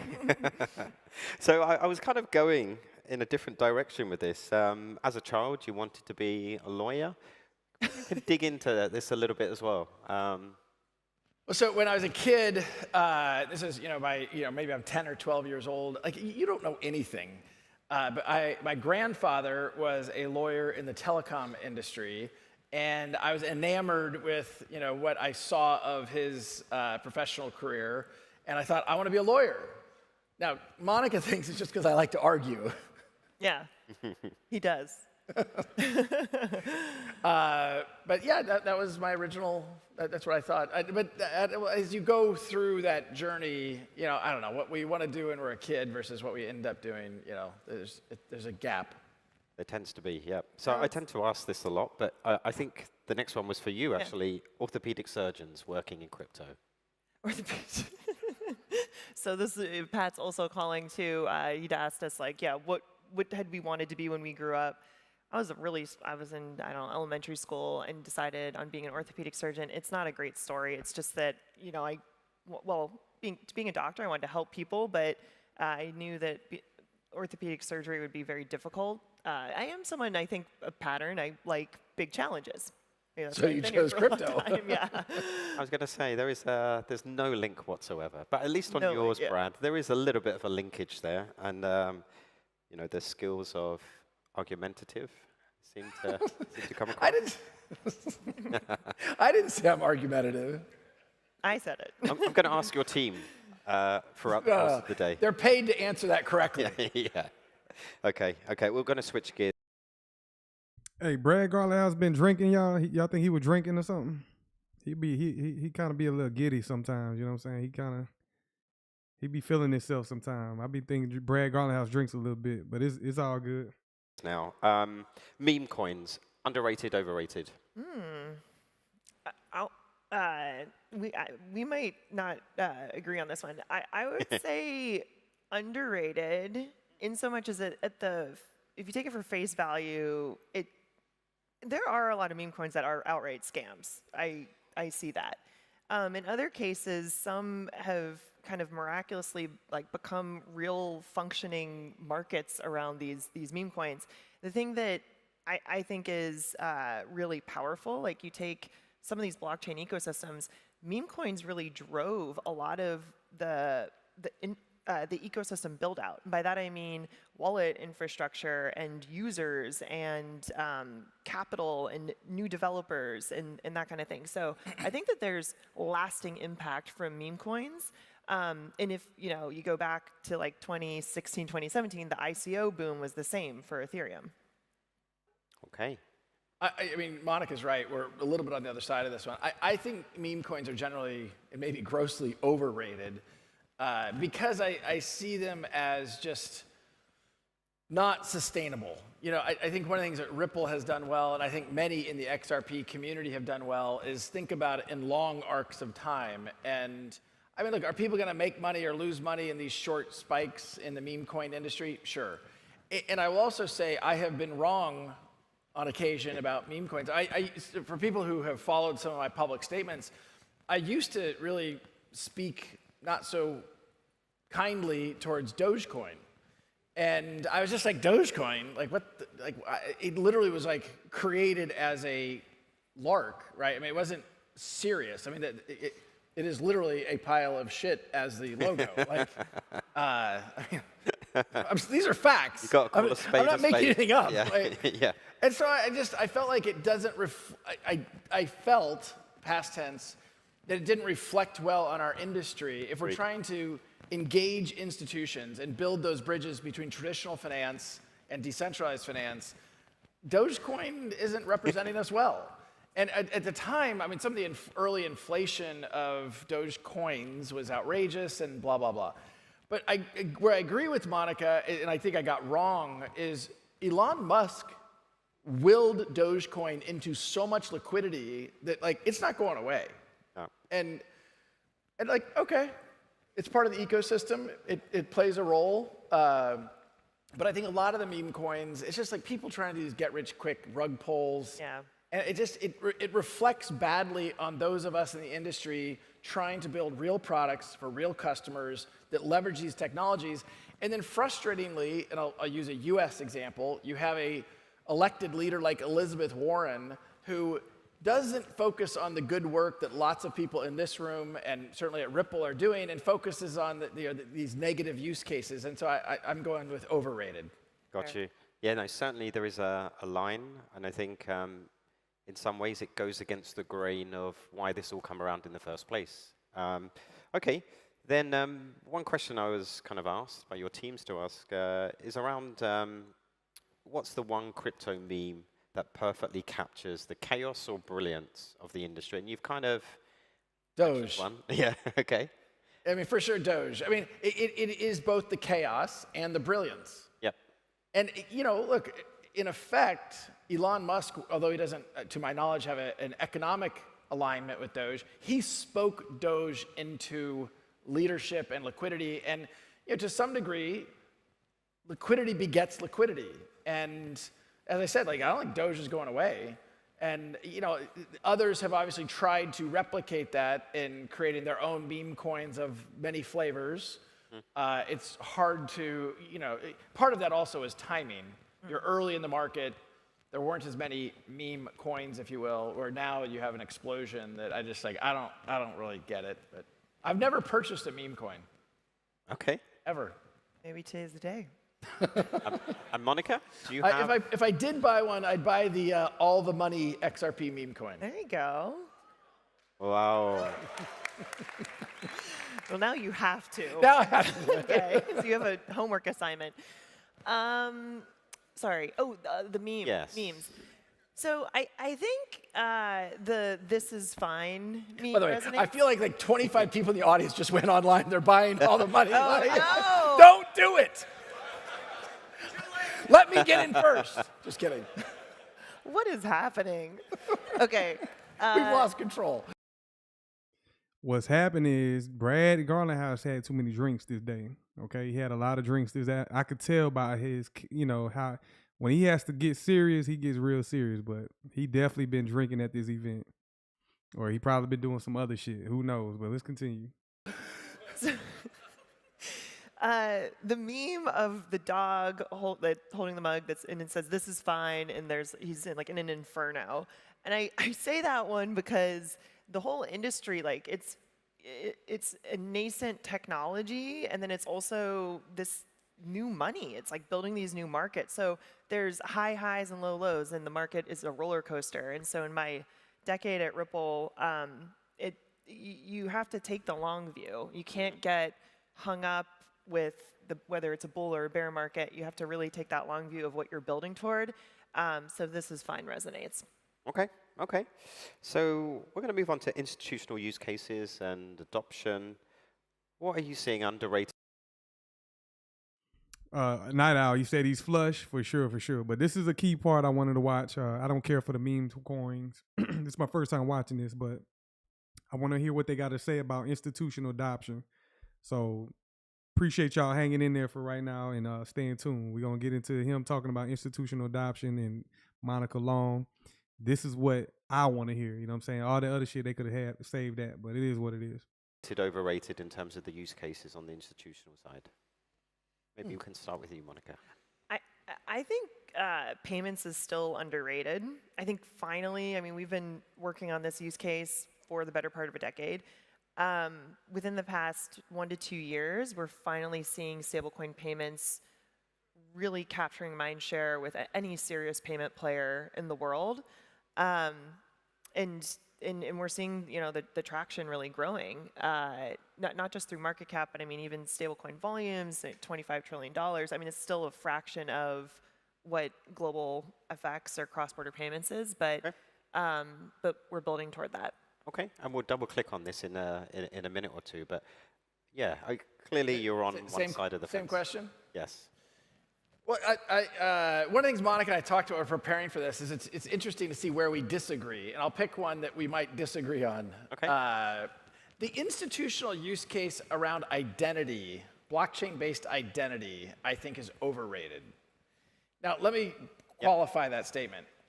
It's a beautiful vision to imagine having identity blockchain-based and being able to leverage that is a beautiful future. I love that. So that is not overrated. That's underrated. The reason why I think it's overrated as a utility and a use case is, and I frequently, maybe just for fun, I'll ask you, who owns your identity? Yeah, it's not me, unfortunately. It's not you.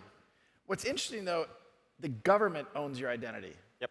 If you don't have a passport or a birth certificate or a driver's license, whatever, I don't know each country's dynamic, but like, if you don't have those things, you are not who you say you are. No. The government owns your identity. Now, we may not like that, but I just view that as, that's just a truism.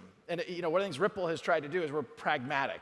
Even though my philosophical view on something may be over here, to build a business and to drive the success of the XRP ecosystem, sometimes you just have to be pragmatic about the world. Even though I love the idea of blockchain-based identity as a utility for blockchains, you have to get government participation to really make it work, and I think that's really hard.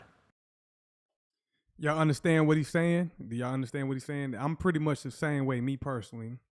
He says pragmatic. Nothing gets done without these institutions. So there's nothing I'm going to do about it. There's nothing Ripple's going to do about it. They pretty much have to play ball in order for things to go. So I'm the same way. Like, I know in my lifetime, things aren't going to change. So you got to kind of be pragmatic about the situation. And pretty much for y'all that are investing, I mean, if you're investing in XRP, you already know they're working directly with the, you know, the B system, whatever y'all want to call it. They're working directly with the system. So they're going to pretty much enhance it. And at the end of the day, you're trying to make your life better. You're trying to do, you know what I'm saying? You're trying to make your life better by investing in this technology. And hopefully, you know, you do good with your newfound wealth or your investment, whatever, in your future by investing in the system that's going to only enhance the beast, if you know what I'm saying. So that's what I'm trying to say. You got to be, you know what I'm saying? How can you, the individual, benefit from, you know, going forward in your life? That's how I got to look at it. You know what I'm saying? And you do good with the people around you and your family. That's all you can do. That's all you can control. Control what you control. And that's pretty much what Brad Garlinghouse is saying. Ripple can only control what they can control. We got this technology. It's revolutionary. And in order for this shit to go, we got to pretty much get along with the banks. So that's what he's saying. So let's continue. Yeah. I don't think it's impossible. He is argumentative. He knew this was. He's tricking you. He would poke me, and then I would baited her. Yeah, which I don't think is impossible. It's not. The point of like government owns our identities. So does big tech. Like this is a problem that we all face, and I do think there's such huge potential and upside toward decentralized identity and using attestations and VCs in order to make it a secure way for us to take back ownership of our identities. I agree it's going to be a long time to get all the pieces. I want it to happen, and Ripple might even invest in companies that are trying to do it because we want it to happen. For Ripple to pursue it, I view it as too hard to get governments. Y'all hear what Brad Garlinghouse say? They was talking about public identity. Like, if you just joining, I appreciate about it. Just joining. If you're brand new to the channel, please subscribe. Help me grow my channel. You're definitely going to be grateful for it. He's pretty much they're talking about identity and how the government controls your identity. And Brad's like, shit, you know what I'm saying? You don't control your identity. All of y'all that's on this live stream, except, what's his name? Law Docs. We all know he's a sovereign. Shout out to Law Docs. I don't know if he's been here today. But Law Docs is the only one who controls everything that he does, okay? But nobody on this live stream right now controls their identity. Brad Garlinghouse is pretty much saying the government controls your identity. If y'all are in America, y'all got social security numbers, etc. You're registered as, national property, you know what I'm saying? Pretty much. You don't control your identity, the government does. And Brad is pretty much saying he wants it to change. Okay, he's openly saying that as well. He wants people to control their own identity, but he's saying the likelihood of that happening is like, and he's saying for Ripple, like, we're not doing it. Like, Ripple, we can make it happen with blockchain and whatnot, but guess what? We're not going to be able to do that. So we're not even going to lean towards that. So that's funny to me. To lean in and to make it work. It's going to take a long time. It's just, look, getting government participation. I mean, look, let's say you are successful. The other problem I see is if you have to have government participation, that means that the economics in terms of how much money you can make is also challenged because governments will regulate it into a place where there's a small margin. Yeah. What if you think of it as like an infrastructure component or an enabler to, so like, for example, for institutions to use XRP Ledger's DEX, we're doing a bunch of work on permission domains and the permission DEX. But there's got to be a way to implement compliance to use the DEX. And so, like, what if you think of it as more of a feature versus like a whole business? Well, I still think you have to have the government participate. I mean, one of the things that informed my view of this is, I don't know, 6 or 7 years ago, I was talking to a CEO person of a very large bank. And what he said to me was that they won't accept the KYC information even though the Bank of Monica or the Bank of Pat might be multi-billion or multi-trillion-dollar banks, I, as the Bank of Brad, won't accept your KYC information because if you got it wrong and then I accept yours, the impact, the negative risk to me is so high, I'm going to redo the KYC even though I think the Bank of Pat might be well run. And so I just think, anyway, it's a, I think, overrated utility issue. Not that, again, the vision is so pure and so beautiful for some of the reasons Monica was highlighting. I just think it's really hard. Okay. I love that style of discussion there. You can imagine what our one-on-ones are like. Yeah. This is where I know I need to move on.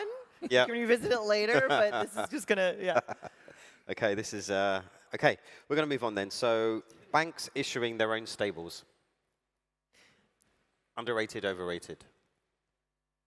And then there's a follow-up question. So I'll go first on this one. Yeah. I think that also is overrated. In some ways, we've had banks playing with this idea for a while. You know, JPM coin has been out in the world as a concept for like 6 years, I think. Mm-hmm. The challenge is if JPM does this, is Citibank going to accept JPM coin? Is B of A going to accept? Is DBS? Is MUFG? And so you almost need a neutral player and neutral players. And look, I think Tether is going to continue to be successful. I think USDC is going to continue to be successful. I also think there's an incredibly exciting opportunity around RLUSD. The momentum is very positive. One of the things that people don't know, I've said it a little bit publicly, but there was a period of time where Ripple was minting 20% of all USDC. Yeah. And so people ask me, why did you guys jump in? And you're like, well, we're already minting. We were, if not the #1 minter of USDC, we were #1 or 2. Mm-hmm. And it's like, well, wait a minute. Why don't we actually lean into this market, particularly around our customer segment, around institutional use cases? And I think many people now are increasingly understanding some of our strategy around Hidden Road and how Hidden Road can really drive significant adoption in expanding the stablecoin market. We're not trying to beat USDC or Tether. I think those will continue to thrive and do well. You can make the pie bigger, I think. And just a similar question, but not the same one. Banks having the ability to successfully issue their own stables. Yeah, I mean, they're doing it. And I think my response in terms of under or over, it's like to be seen. I mean, Brad makes some valid points here just about, how many stable coins will there be. The more USD issuers you have, you start to fragment liquidity across, different issuers, different chains, different liquidity pools, et cetera. So I think what we can agree on and what we know is that the market's going to expand, by multiples over the next few years, and there will be more issuers coming to the market.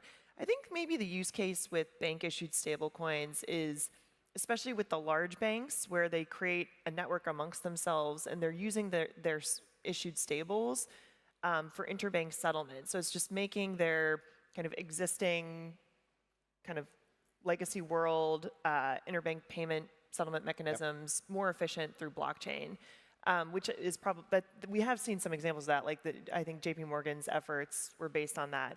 And this also calls back to our first strategy and our first go-to-market was working with the big banks on a product, called RippleNet, and we found a lot of success there. So I also know from working with those banks as customers that there is a need for this, for greater efficiency and transparency amongst them. Yeah, no, on the grapevine, we're hearing a number of communities considering this, and the work's going on, but I think they're in the pilot stage still to really come out and talk about it. The next one then, Brad, for you is the rise of non-USD stables. Oh, yeah. So the way I think about, obviously today I think the market is 90 to 95% US dollar stablecoins, as we talked about, dominated by Tether and USDC. I think if I were to fast forward, as Monica described, we do at Ripple try to think in longer arcs of time. What does that look like 10 years from now? I think data today would say the US dollar as a reserve currency in the world is maybe 60 to 65%. And I would assume that you would see the stablecoin market evolve similarly to that over a longer arc of time. Clearly, other reserve currency players would like to make sure that the adoption of stablecoins doesn't erode their position as a reserve currency.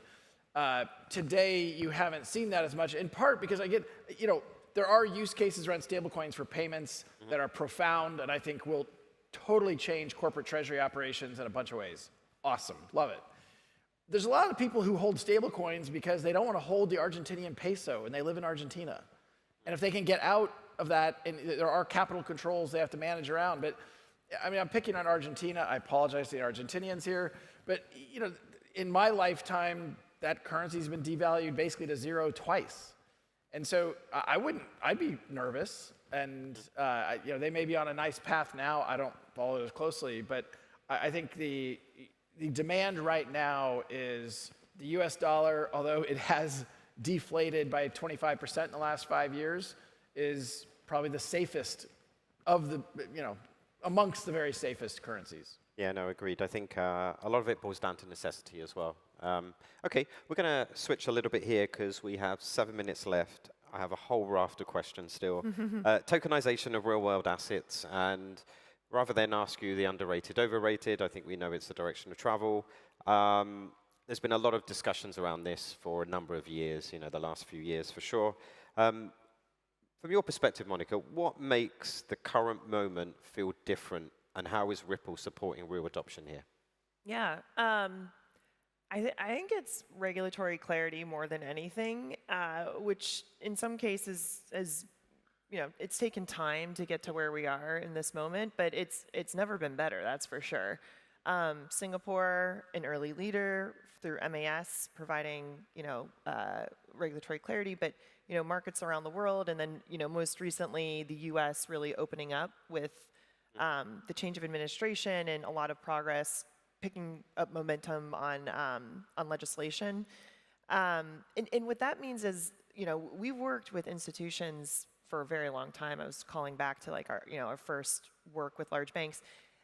When you talk to the people who, work on payments, work on custody within institutions, they get it. Like they understand the value proposition and they find it compelling and they want to work with companies like ours. But the overhang or the cloudiness around how the regulators were going to treat this activity, it just wasn't worth the risk. And so I think this... The tipping point, really. That's the tipping point, exactly. I think that this has been really the turning point is regulatory clarity. Okay. It'll be slowly and then all at once. Ah, yes. So it reminds me of that, I think it's a Hemingway quote, which is gradually, then suddenly, and trends tend to occur. You slowly start to see it, and then bang. It's either going upwards or going downwards. Okay, I was going to ask what's slowing things down, but I think you've kind of outlined that to a degree. I'm going to quickly come back to that underrated, overrated, just for two more things. One is the Genius Act. Underrated or overrated? Appropriately rated. Okay, sitting on the fence. For those of you who don't, so the Genius Act is the name of the stablecoin bill moving through the United States House. It has passed the House and now is in the Senate. I think is likely to pass, but that is focused on stablecoins particularly, not what we call market structure, which is I think also very important for the U.S., which that provides the clarity on what's a security, what's a commodity, what's a currency, those things.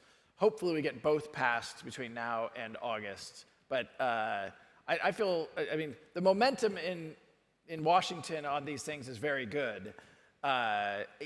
No bill is perfect. I can point to things like, I don't love that, but there isn't. Perfection is the enemy of done. Yes, yes, no, agreed. And I think the whole world is waiting and watching and anticipating really, and what it does for the industry. I think in the other bit then is market infrastructure regulation. You mentioned it yesterday. What's your view, Monica? Maybe I can pick on you. Yeah, I mean, to Brad's point, that's the kind of the second bill prioritized for the crypto industry in the U.S. right now, and globally, other. I remember UK FCA came out with, kind of a token classification system a long time ago. Those things are helpful. Again, just the more clarity that the industry can get, then we can innovate, we can get traction, we can really move on the benefits. Well, even if we go back to your question earlier, the big banks are not going to launch stablecoins if the Genius Act is not legislatively passed. Yep. Even though they may have gotten positive indications from the SEC, what have you, it's like if that doesn't pass, it's just not worth the risk to them. They're like, well, wait. And I think that would be bad for the industry. I think it'd be bad for U.S. competitiveness. And I will give a shout out. I mean, MAS here in Singapore, but there are a number of other jurisdictions around the world that have been leaders and provided clarity early, and I think their economies have benefited from it. I mean, it's not a coincidence that Ripple, we have a pretty big office here in Singapore. We have a number of amazing leaders here who have a big impact on the region, and that's partly because there was regulatory clarity. We have licensing that is clear here. We are grateful for your service. Okay, just then on the APAC piece, I think that's a key part of the discussion, and APAC is often described as one of the bright spots, and what's different about this region? You've mentioned MAS, but it's a collective. There is a movement occurring in Asia, and can APAC maintain its leadership position? I think there's two parts to that question. Yeah. I think I can start. I mean, I do think that being early with clear regulation attracted a lot of the industry. Companies like us, where we were founded in the U.S., but 40–50% of our payments business flows through our Singapore hub. And so I think there's that first mover advantage, which is very sticky for countries like Singapore and Asia as a region. The other piece I'll say about Asia Pac is the pain points are acute. So where we're talking to different companies and businesses about cross-border payment needs, cost, speed, transparency, these things come up as, pressing needs versus you go to the majors, US, Europe, it's a little bit different there. The only thing I'll add is I think as a community, and I mean that broadly, across Singapore, across Southeast Asia, you have a community of entrepreneur. Like the energy that I feel being here, I mean, it's I think profound. I remember visiting Vietnam for the first time, now this is 15, 20 years ago, but just feeling the energy of the community. And look, I think everyone knows well that the crypto acceptance in South Korea, in Japan, like these are communities that are leaning into new technologies and have often, more often than not, been leaders in technology.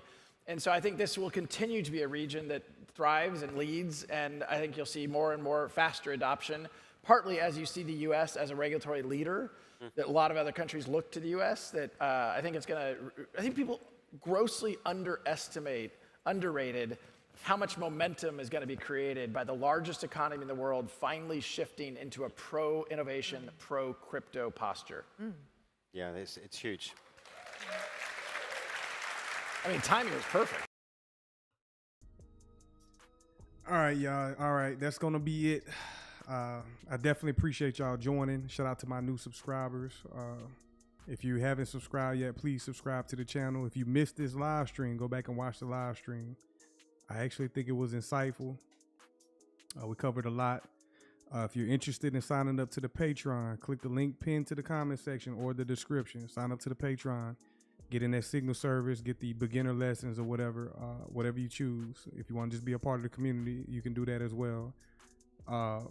If you want a subscription, if you want $15 off on a subscription to TradingView, click the link in the description. I got a $15 discount for y'all if y'all want that.